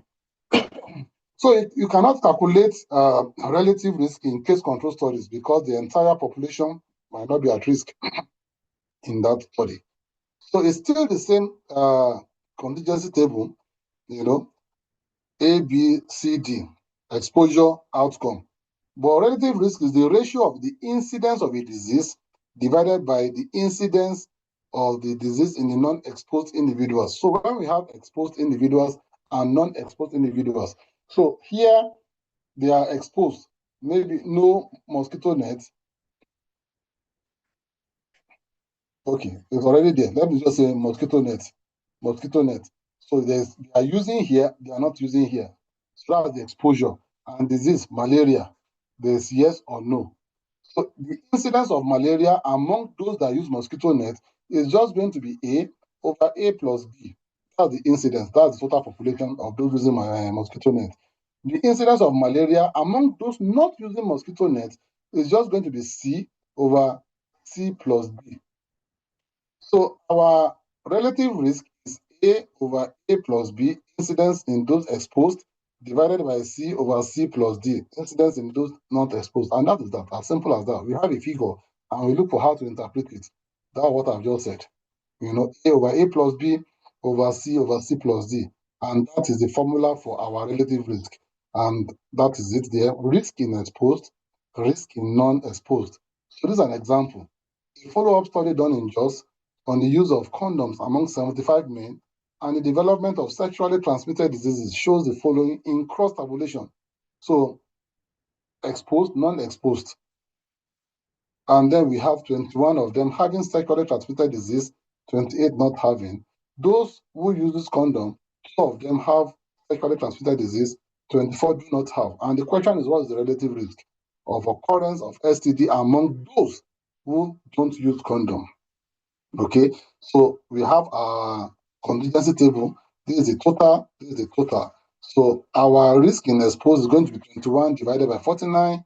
Our risk in non-exposed is going to be 2 divided by 26, which we have here. And our relative risk is just this divided by that, and we have 5.57. Very straightforward, no ambiguity there. Just the formula like I've explained. Remember, this is A, B, C, D. So you can apply that to the formula. So the interpretation of relative risk is similar to that of odds ratio because both of them are ratios. When it is greater than 1, it means that the risk of acquiring the disease is higher in those who are exposed. If it is 1, there is no association like odds ratio. If it is less than 1, it means the exposure reduces the risk of acquiring the outcome or the disease. So for this particular one, where we had 5.57, it means that the people that do not use condom have 5.57 times the higher risk of acquiring STDs. So if our relative risk is 1.2, you can see that it's greater than 1. It means that exposed people are 20% more likely to be diseased. If it is 1.4, they are 40% more likely, just similar to our odds ratio interpretation. Now look at it. If our relative risk is less than 1, 0.85, it corresponds to a relative risk reduction of 1.5, of 0.15 rather, or 15%. So the interpretation is similar to that of odds ratio. And like I advised us, look at their distance away from number 1. It helps you in interpreting. So if it is positive, it is more like the tendency of having it, if it is higher rather, tendency of having, and if it is less than 1, it's more like protection. It's a bit protective. Here's an example. A 5 years follow-up oral health survey in Oyo State on the use of fluoride-containing toothpaste among 75 students on the incidence, that's the development of dental caries, shows the following on cross-tabulation. So we have a contingency table here. Those that brush with fluoride-containing toothpaste, 2 of them have tooth decay, 24 do not have tooth decay. Those who do not use fluoride-containing toothpaste, 21 have tooth decay, 28 do not have tooth decay. And the question is to calculate the relative risk, for those who are using or not using the fluoride-containing toothpaste. So we have our table generated here, and the question is, what is the relative risk for the occurrence of tooth decay among students who use fluoride-containing toothpaste compared to those who do not use fluoride-containing toothpaste? We want to look at the risk, okay? And like I said, we have our contingency table here. Remember that our relative risk is A divided by A plus B over C divided by C plus D. So we are going to have A plus B here. We are going to have C plus D here as the total. And that's what we have here. The total is 26 and 49. And our relative risk, after calculation, we have the incidence in the exposed, or those using fluoride-containing toothpaste, incidence in those not using. And when we divide it two, we have 0.18 as the relative risk for those using fluoride-containing toothpaste compared to those not using fluoride-containing toothpaste in the development of tooth decay. And if we are going to interpret it, remember I said, look at how far it is away from number 1. This one is about 0.82, far away from number 1. So we can say that those who use fluoride-containing toothpaste, have about 82% protection in developing tooth decay compared to those who do not use fluoride-containing toothpaste. Something like that, simple as that. Remember it is less than 1, so it is protective. It is protective. If it is greater than 1, it can be said to be like causative, although it's not factual. But that's just a simple way to help you understand the interpretation. So like we said, greater than 1, it means like causal. If it is equal to 1, there's no association. If it is less than 1, it means the exposure reduces the risk of acquiring a disease. Therefore, those students that use fluoride-containing toothpaste have about 82% less risk of developing tooth decay compared to those that do not use fluoride-containing toothpaste. That is how you interpret it, and that's how you answer your research question. It makes meaning like that. Attributable risk is the amount of disease that can be attributed to a certain exposure. So it is just the difference between the risk in those who are exposed and the risk in those who are not exposed. Please look at that definition here. Attributable risk is just the difference between the risk in those who are exposed and those who are not exposed. For example, if the risk of lung cancer among smokers is 7.6%, and among smokers, the same risk for the same set of people is 1.2%. That means the risk that can be attributed to smoking is just 7.6 minus 1.2. Let me go over it again. The risk of lung cancer among smokers is 7.6. And for those who do not smoke, the risk is 1.2. So what the risk that can be attributed to smoking as a particular exposure is 7.6 minus 1.2. Just the difference of, because we now balance them and we see the difference in the exposed and the unexposed. It can also be called the risk difference. So you can see the difference between the exposed and in unexposed. Okay. For this to be valid, the two groups must be similar, or with respect to the variable of interest. Okay. So attributable risk is the amount of risk that can be ascribed to a particular exposure. It measures the excess risk in those who are exposed and the difference in incidence of those with the risk factors and those without the risk factor. Look at this example again of that sexually transmitted disease. The incidence of disease in those who are exposed, no condom, is 21 divided by 49, which is 0.428. The incidence of the disease in those who uses condom is 2 divided by 26, which is 0.0769. Our attributable risk is incidence in exposed minus incidence in unexposed. That's the formula. So it's just 0.42 minus 0.0769. And we have 0.3519. That means that 35.2% of STDs are as a result of not using condoms. So there are other causes, but at least we can attribute the percentage that is as a result of not using protection. That's just it. And that is all about attributable risk. Just incidence in exposed minus incidence in not exposed. So this is incidence in exposed, this is incidence in non-exposed. That difference in the height is the attributable risk among those using, risk among those not using. So this is unexposed. So this is our attributable risk, the difference in the height. That is what is due to the particular exposure of interest. So attributable risk measures the impact that the removal of a certain factor may have on the incidence of the disease, whereas relative risk measures the strength of association between exposure and outcome. The higher the relative risk, the greater the association. Therefore, a high relative risk is suggestive of etiology, but not always. A high relative risk is suggestive of etiology, but not always. So, relative risk and odds ratios are important measures for the strength of association. Relative risk is used for cohort studies, odds ratio for case control studies. Okay. Attributable risk is a measure of how much disease risk is attributed to a particular exposure. Okay. And is useful in determining how much disease can be prevented if that particular exposure is taken care of. So relative risk is valuable in the etiology of diseases. Attributable risk is useful for public health guidelines and for planning. That was why you go to some places, they say that no smoking here, because they've attributed a particular level of lung cancer to cigarette smoke.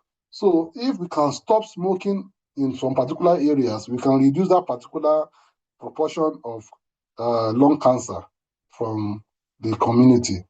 Absolute risk of a disease is one's risk of developing the disease over a period of time. Okay, we all have absolute risk of developing various diseases. Okay, the risk can be expressed in different ways. For example, you can say when somebody has a 1 in 10 risk of developing a certain disease, or a 10%, or a 0.1 risk, depending on whether you want to use percentages or decimals. Absolute risk and relative risk. Absolute risk is the chance or probability of someone in a group experiencing an outcome. Relative risk is just the ratio. So all I'm trying to say is that absolute risk is actually the same thing as incidence. Incidence of a disease occurring.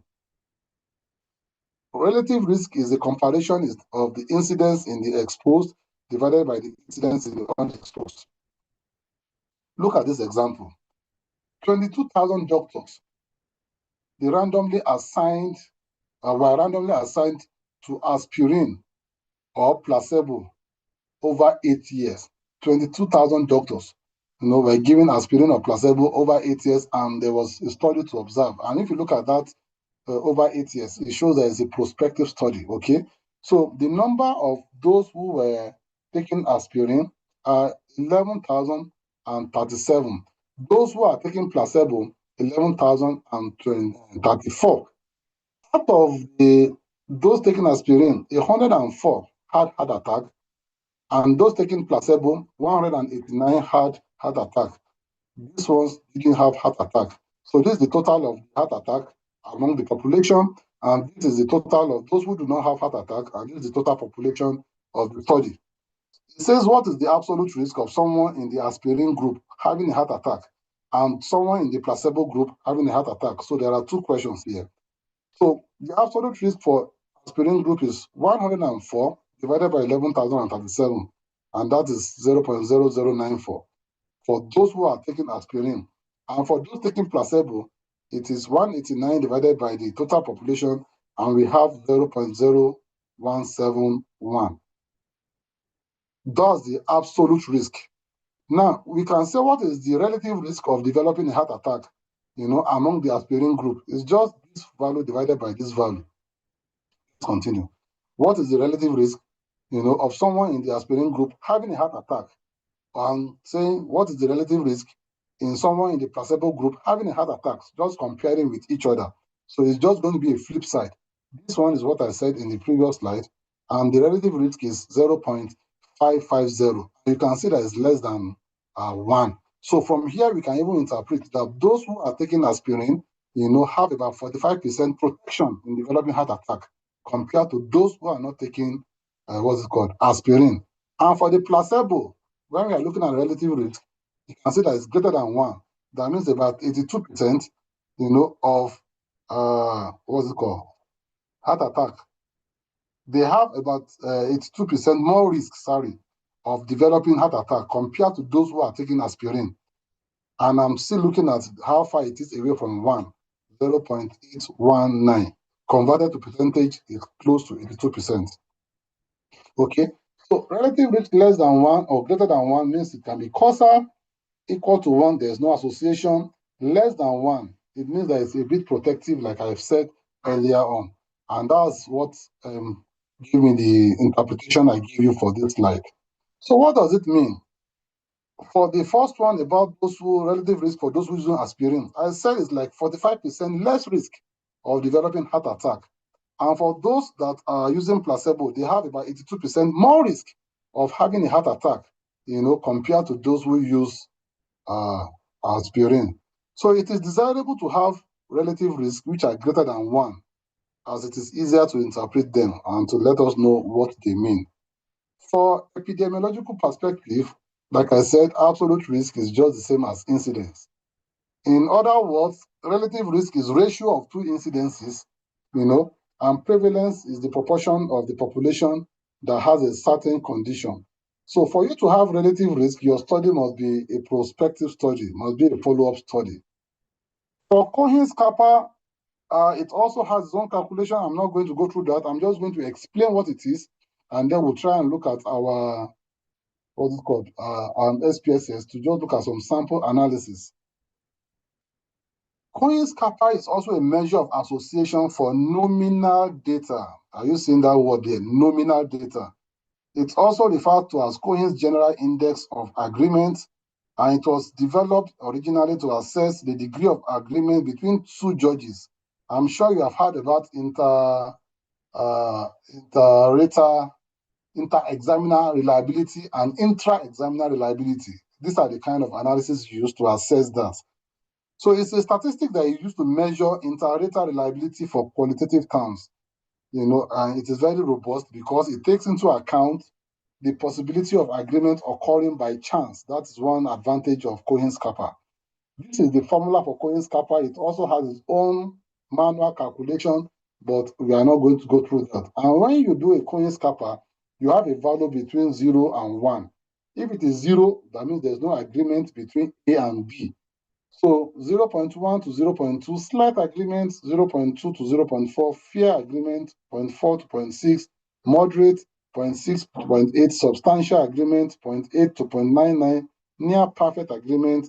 If it is 1, it is perfect agreement. So it's also a kind of, ordinal value. This is an example of a Cohen's-Kappa output.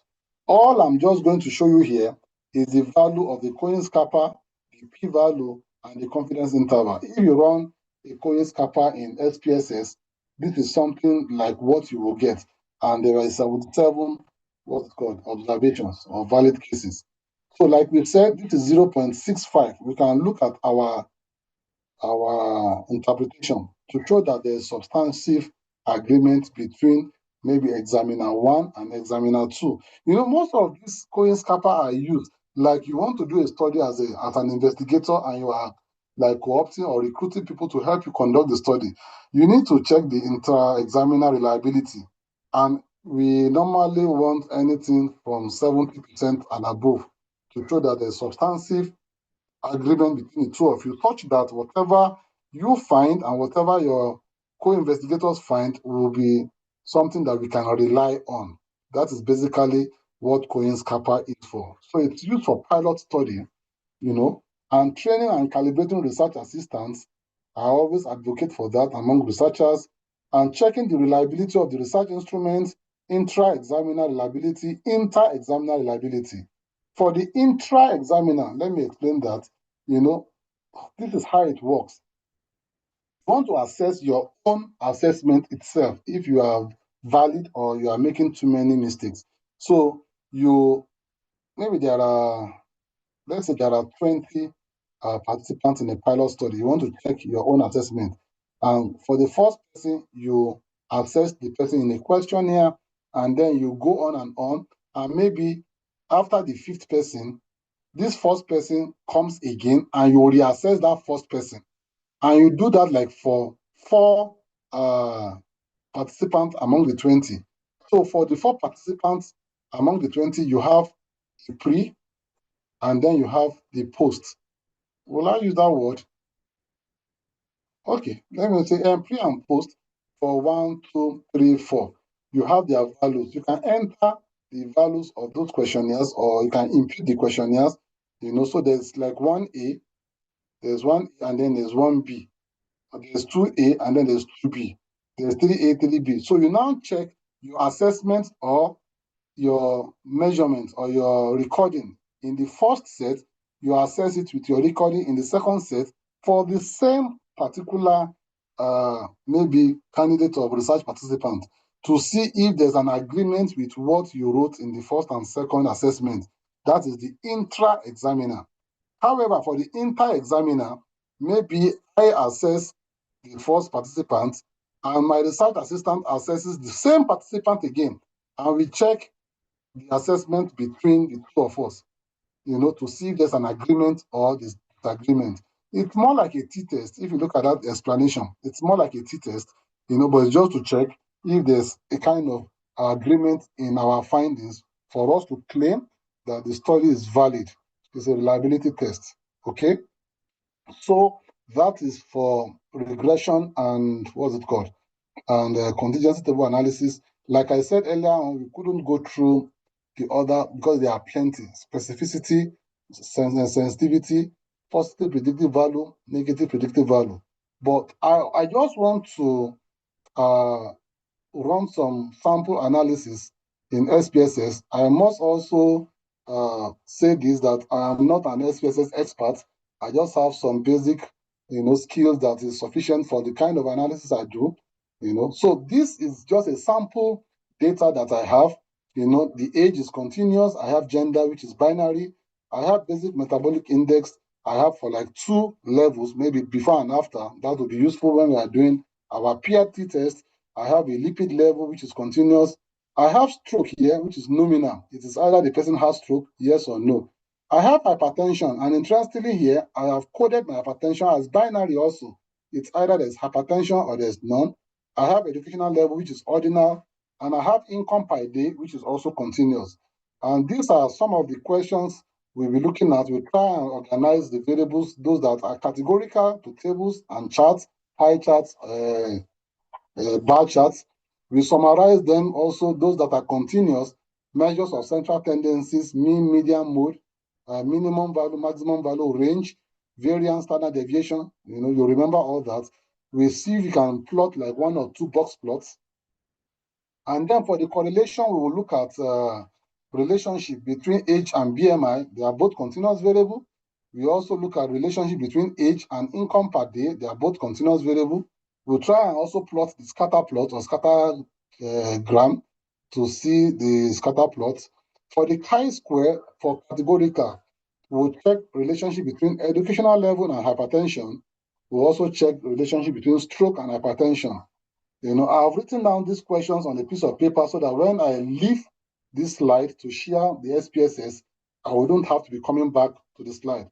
For the t-test, we have the one sample t-test. Remember I said I have lipid. I'm just going to look if there's an improvement on the lipid level, for, hypothetical question. maybe over 3 days, and I'm using a cutoff of 200. So my constant when I'm doing that test will be 200. For the peer test, that's where I said I'll be checking the BMI before and after. So what is the difference in the average BMI before and after this lecture? So I have those data. For the independent sample t-test, I'll be checking the BMI among the male and female. You understand? Because those are independent group. And t-test has to do with the mean, okay? For my ANOVA, I want to check the BMI among the educational level. You know, educational level, there are 4. There's non-primary, secondary, and tertiary. So since it's more than 2, I want to check, you know, the difference in the BMI among the different levels. For the simple linear regression, I want to look at the effect of age on the lipid level. Age on the lipid level. And for the multiple linear, it's just to add more independent variable in that relationship. So I add income, I add educational level, and I look at it on the lipid level, and we'll look at the output together. For logistic regression, remember I said the outcome must be binary, and I've recorded my hypertension as a binary variable is yes or no. I want to look at the effect of income on hypertension, and we'll look at the outcome there. So I'm going to stop sharing and then try and put on my data, my SPSS data sets for us to play around with for some time. I hope you can see the screen. So this is my data set. This is SPSS version 27. And there's something I want to show you. I don't know if it is on other versions. You know, I just installed this about 3 days ago, and I really like it, unlike the previous one I have. So I have here, by the way, please, can you see the screen before I continue? Yes, sir, we can see it. It's clear. Awesome. Yeah, I have here age, and if you look at my cursor on age, you will see something like a ruler there. That shows that it's a continuous variable. If you look at sex here, you can see that there are about 3 different cycles to show that it's a categorical variable. It's qualitative. BMI continuous, lipid continuous, stroke yes or no categorical, you know, hypertension yes or no categorical. Look at education. There's something like a small step here to show that it is ordinal. You know, I really love that when I saw it. It's ordinal, we have categorical, you have the continuous variable. So I have all that here. I am going to, let me just pick each, and then I right click, and I run down the drop down to descriptive statistics. Now I will have to share my output. I'll have to share my output screen, and going forward, I think I will just remain on the output screen to help us reduce the number of times we'll be going up and down. 1 minute, please. Let me just put it down. Okay. So look at this is age. In descriptive statistics, we can see the mean, the median, the standard deviation, the range, the minimum value, the maximum value. Let me just go to analyze here and go to descriptive statistics and pick the descriptives. And here I have some variables that I've already put here. Let me take them back, so that those who are new can have an idea. I want to run descriptive statistics, and for what I want to work on are continuous variables. So I can pick continuous variables here, you know, like this BMI, I can bring it to my variable column, my age, I can bring it to my variable column, my lipid level to my variable column, you know. Let me look at the options. The options are here. I can find the mean is already ticked, the standard deviation is ticked, variance, range, kurtosis, skewness, you remember we spoke about that, the minimum value, the maximum value, standard error of the mean. Let me also tick that. And let's just continue and let me say okay. And you can see it here just in less than a second. So we have my variable BMI, the range is 63, the minimum value is 0, the maximum is 63, on and on like that. I have the mean, standard deviation, and standard error. I have the standard deviation here, I have the variance, I have the skewness, I have the kurtosis. That can be done for all the continuous variables for as many as I desire to have the descriptive statistics. So that is for that, for the BMI, for the age, the lipid level. So let me go to still my analyze, or no, let me just go to graphs. No, let me start with analyze. Descriptive. I want to do tables. Now for tables, remember, they are for qualitative variables. So from my variable list, I'm the one that will select, the ones that I want to have as table. I'm picking some variables here and I'm putting them here. And for the statistics, I look at it, I can't pick any of these. You can see it's mean, median, mode. These are for quantitative variable. And since I know that my variables are qualitative, I cannot pick any of these. If I tick them, to generate a result, garbage in, garbage out. That's why you must know the type of variables that you have and the measurement scale. I go to chart, I might want to have a bar chart for all these variables because they are categorical, or I can, let me pick a pie chart, okay, and continue. And let me just click OK, and let's see what we have here. So the gender of doctors here, I have male 50%, female 50%, 100, they are 200, okay? And for the activities, I have plan strike 30%. So this is just a table, and it's formatted on APA format, okay? Educational level, non-primary, secondary, tertiary. So these are tables. Because they are categorical variables, we work with frequencies. And then for the pie chart, it's 50-50%, the male and female doctors. For the activities, there are 4 different activities. They are already color coded. This is a pie chart. You can see that those that watch TV are more like a quarter, from the activity list. And this is ox blood color. Those that sleep are the highest number.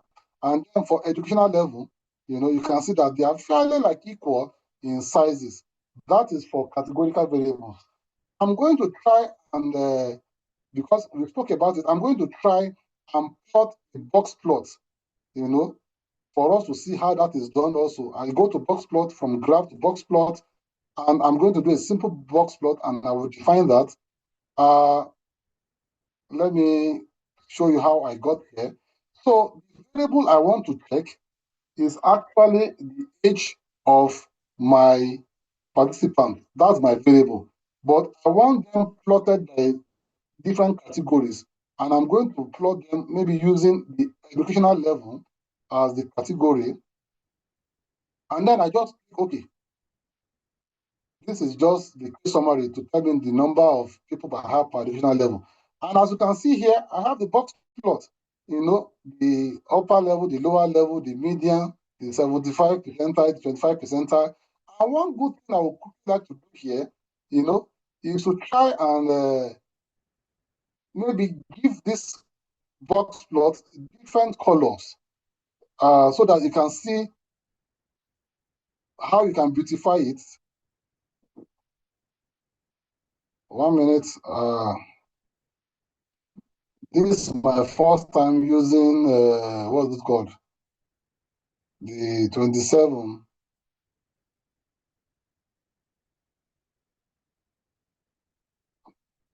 I want to yeah, you know.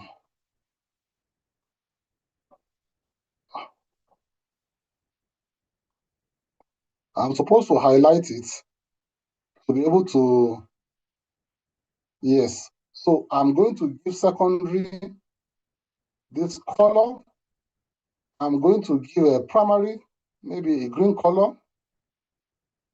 I'm going to give none, maybe, let me say, an orange color, and apply,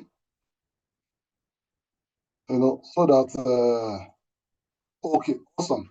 So you can see that you can do a bit of formatting on your graphs to give it some beautiful appearance. That is, what's it called? A box plot showing educational level with by age. Let me see if I can another, what's it called? Variable. So using, instead of baseline age, let me use the income level and see a box plot based on the educational level and see if there's going to be a difference there. So you can see now that's another box plot just to show the income level by educational level of the participant. And like I said, you can still work on these ones to change their color, and then you can copy it and paste on your document to make it look very beautiful. I'm going to be going to correlation right away because of time. And for correlation, I'm not going back to the data, I'm just on the output picture. So for correlation, I will go to analyze. In analyze, there are different analysis that you can do here. But if you look at here, there's correlation. And the correlation, like we have discussed, the one we have discussed is bivariate. And like I said, I want to assess between H, I want to assess, what's it called? H and BMI.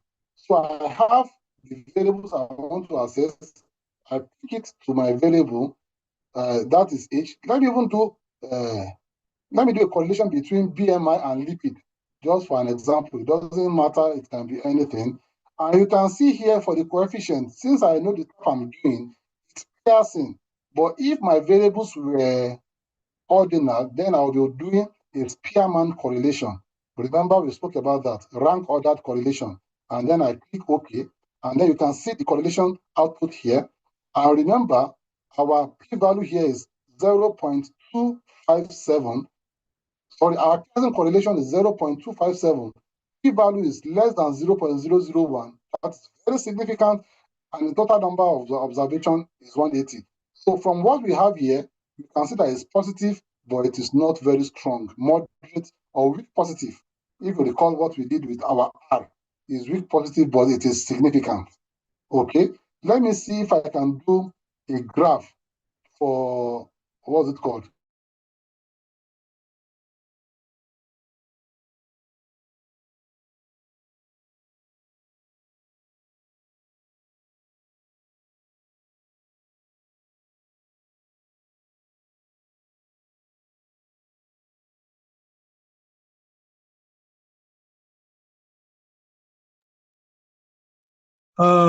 It looks like we have lost him. I think it should be some network challenges. But before he comes, I think we are almost out time, but want to really appreciate um, you all for staying.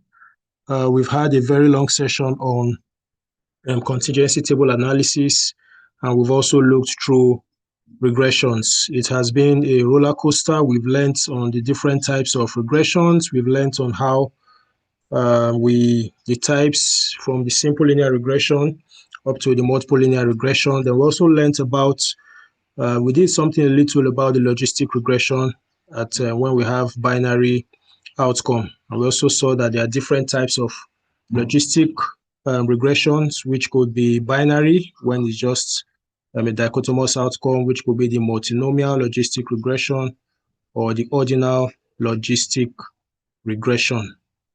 And thereafter, we went through the contingency table analysis, where we looked at 2x2 tables, and we saw the different statistics we could get from there. We looked through the odds ratios. We did some calculations on the odds ratios. We looked at the relative risk. We looked at attributable risk, and it's been a whole lot we've learned today. So I want to encourage us to go back and read through this. The recordings will be there permanently on the YouTube page so that you can go through and then drink it in. It's been a really, really very impactful session. And then we can't thank our presenter enough. It's been so impactful being here. I believe he's going to be back in a moment, but before he comes, okay, I think he's here now. So we'll just give him. Hello. You're welcome, sir. We'll just try to do a recap before. It's like we lost you at some point, maybe network challenges. We're trying to do a recap. Yeah, you're welcome back, sir. Yes, I'm sorry. I just gave me like 5 minutes. In 5 minutes, I was hoping that I won't exceed the time this time around. Okay, so I was somewhere here. So I was trying to, what was it? Okay, I was trying to run a scatter plot using the baseline age and income for us to see how it looks. I think that was where I was before. So this is an example of a scatter plot, as you can see. However, it's not showing us our correlation value. So it can be a bit challenging to interpret from here. But the correlation analysis itself is straightforward. Let me just quickly go to chi-square. I will go to analyze, and then for the chi-square, I will come to descriptive statistics, and then I will do my cross-tabulation. Okay, I have the gender of doctors, and the activities that they do. This was one of the class examples we did, to look at if there's any particular, any particular significance between what they do. And if you look at it here, this is my chi-square test. My p-value here is 10.09, and my chi-square value rather is 10.09. Degree of freedom is rho minus 1 times n minus 1. If you remember that, our chi-square analysis, okay? And the p-value is 0.01 to show that it's significant. We always said that if the chi-square value is big, it's a sign that it is significant. And for whatever research question that we had, it shows that our null hypothesis will be rejected, and we have to go with the alternative hypothesis. Let me do another chi-square briefly. That is analysis, descriptive cross-tabulation. I want to do a chi-square between stroke, and hypertension. Remember, chi-square is meant for categorical variables.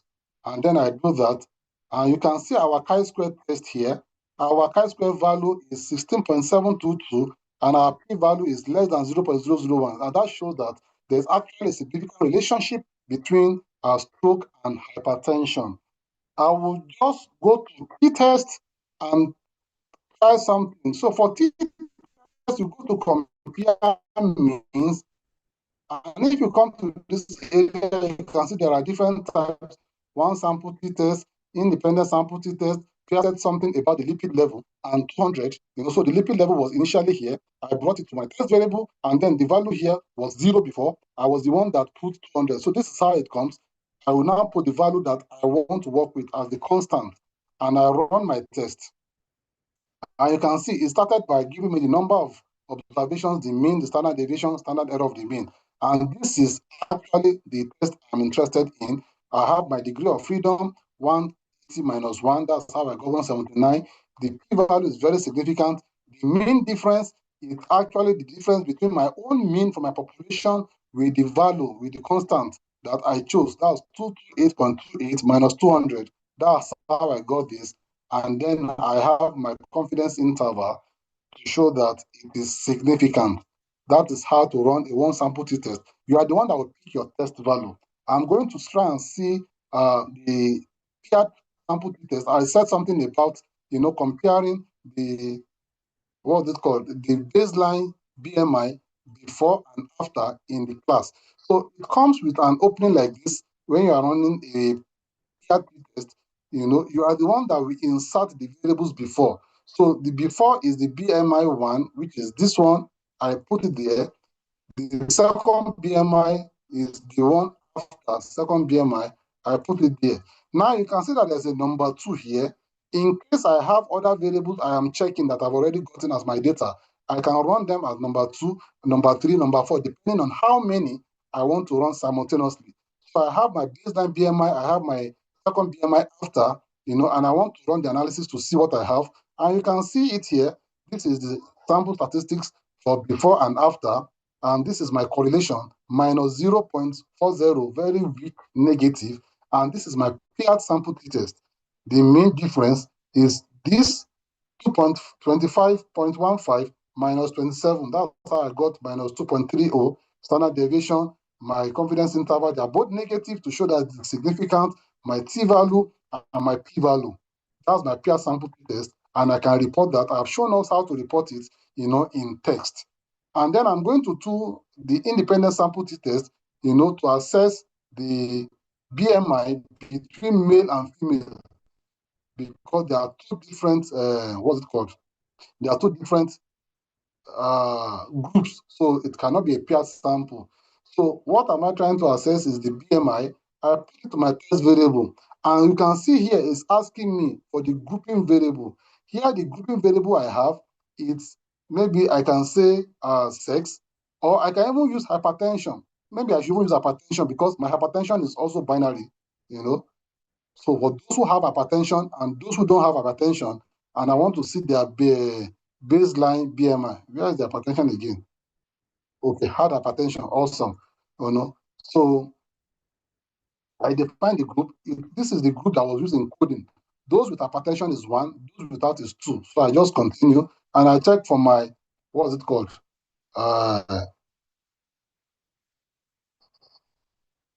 Okay, there's an error with this particular hypertension group. Let me do the analysis with my gender, because that one is well defined. And like I said, it's 1 for male, 2 for female. And then awesome. So we can see our independent sample t-test. Remember, we always start with the Levene's test for homogeneity of variance. And we said that if our p-value is less than 0.05, we reject the null hypothesis. That means we will go with equal variances not assumed. And that means that if we are going to be reading this particular test, we are going to be reading this line. And that is what we have in this line. And this particular analysis shows that it is not significant. For whatever our research question is, it's not significant. That means the null hypothesis still stands for that research question. All I want to bring out from here is the Levene's test for the equality of variance. This one is significant, and because it's significant, we will reject our null hypothesis and we go with the alternative hypothesis, which is this particular one, equal variances not assumed, and this is the rule that we are going to be working with. I'm going to quickly do an ANOVA between BMI and our educational level. So we still go to compare means, and I go to ANOVA, and I already have my base BMI as a dependent list. That's why you should know those variable names. And my factor or my different groups are the educational level. Let me just repeat it here. These are my data sets. My dependent variable is the BMI. I put it in my dependent list. For the factor or for the category level, I said I want to use educational level. I put it in my factor group. And I run before I run, I can come to post hoc. Post hoc, I told you it is when it is significant that you need to run it. So I can hold on now and see if my analysis will be significant before I pick the post hoc, or I can just, to save time, maybe just pick some sample post hoc, to see what will come out of our analysis. So this is our ANOVA. Remember our ANOVA table. You have the sum of square between, sum of square within, the degree of freedom, mean square between, mean square within, the F ratio, and our p-value here says it is not significant. So all my post hoc tests are of no value because my initial ANOVA test is not significant. That is an ANOVA for you. I will quickly do a simple linear regression and check between each and lipid. So I come here, I go to regression, and from here I can come to linear. So I have my lipid level. Let me return it for you to understand how I got to that place. Okay, so you must know what is your dependent variable. And for my dependent variable, it is the lipid level. That's my dependent variable. And then for the independent variable,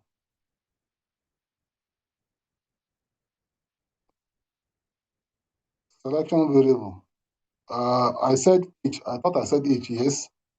Baseline H.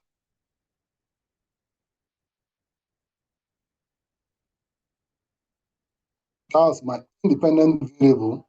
No, that's ID. That was wrong. My independent variable should be H. I'm trying to look at the effect of H on lipids. Okay, so I run my analysis, and like I told you, when you are doing regression, it starts with a correlation test. You can see the value of the correlation here. That's the R squared, and then you have the ANOVA before you see the regression table itself. This is what we've just discussed now. You can see our constant here. This is our beta naught. This is our beta 1, and you can see that it is significant. So you can generate, a regression equation that is for the simple linear equation. So that is the finding here. And if we go back to that analyze, that regression, where is it? Regression, and we go to simple linear, sorry. Because we have only one predictor here, that's why it's simple linear. If I had other predictors here, automatically it becomes multiple linear. Just by adding more predictors, I've added about 4 now, and I run the test again, it will still start with the variables I've entered, the model summary, that's the correlation, the ANOVA, and now you can see the coefficient is more because now I have more predictors. This constant is still my intercept, like we said, and we can still generate our, what's it called, our regression equation. So the last I will just do now is going to be the logistic regression, where I will do income with hypertension. So I go to my analyze again, I go to regression, and then I look for binary logistic. You can see multinomial logistic, you can see ordinal logistic. So you are the one that will know the particular one to choose. So I'm working with binary logistic, and my dependent variable is hypertension. It is yes or no. And I'm putting income. So the income was here before. I just put it here as a simple binary.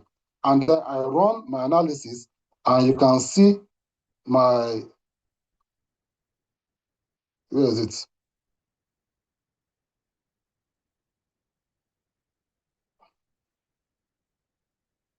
This is it.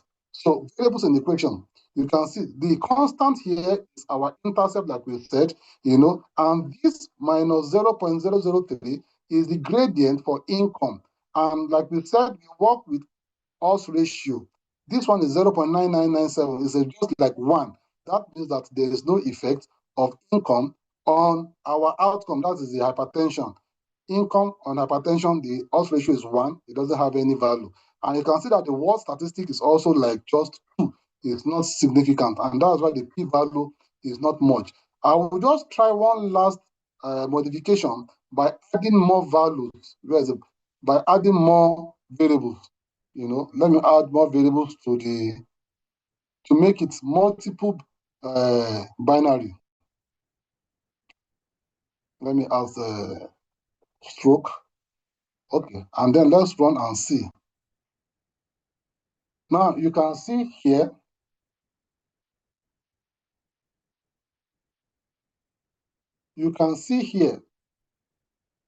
our constant is still the beta intercept. We have stroke here, significant. Stroke, you can see it has about 3. The odds ratio is 3. So those with stroke, they have a higher level of hypertension. 3 times. Actually, stroke should have been our dependent variable. It's just that it's hypothetical. But you can see here we have 3 to show that the odds ratio is significant, and you can see the p-value. And apart from stroke, I don't think there's any other thing that is significant. Every other thing is not significant. But this one is multiple binary.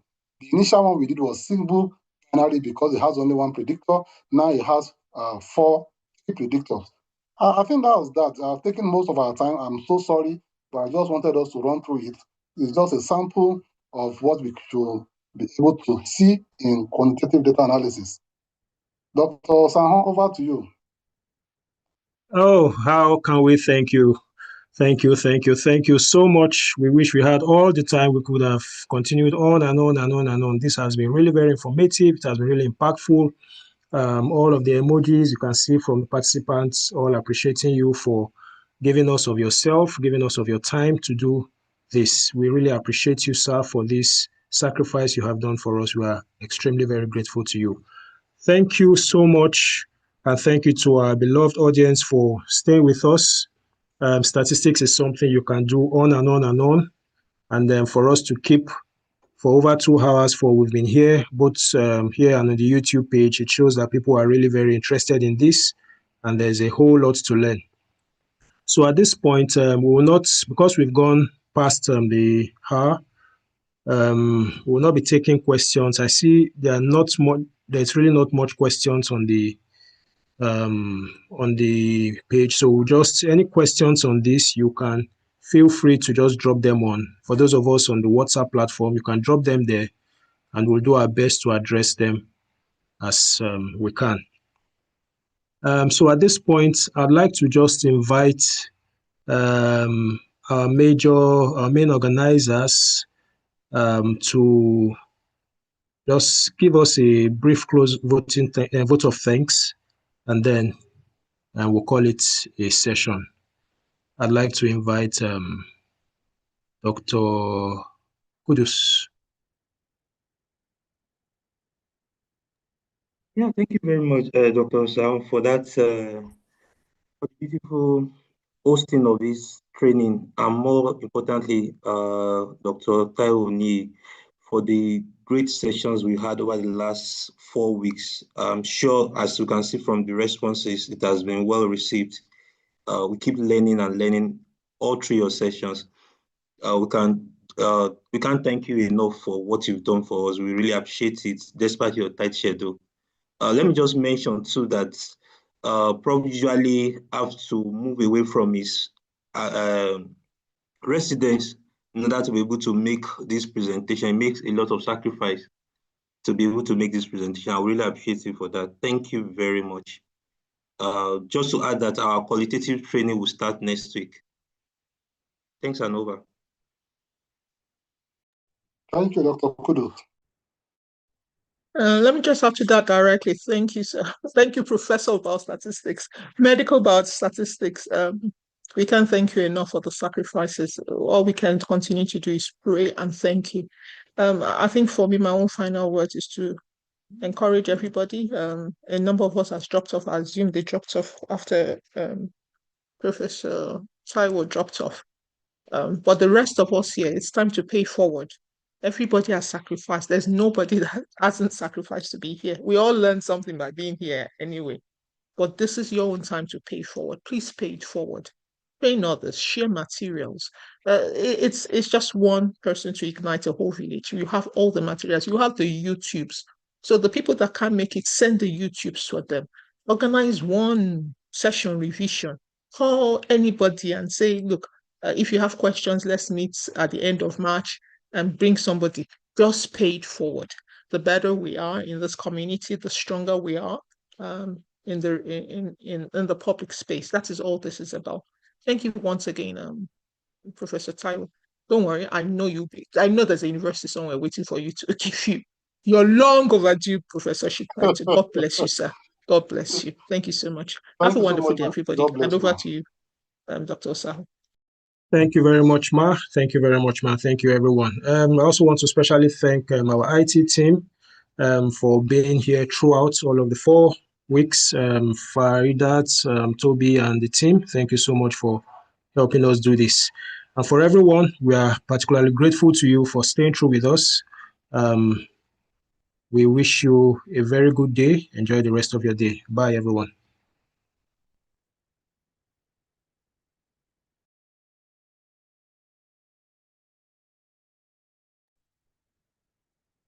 Where you call? God bless you. God bless you. God bless you real good. God bless you.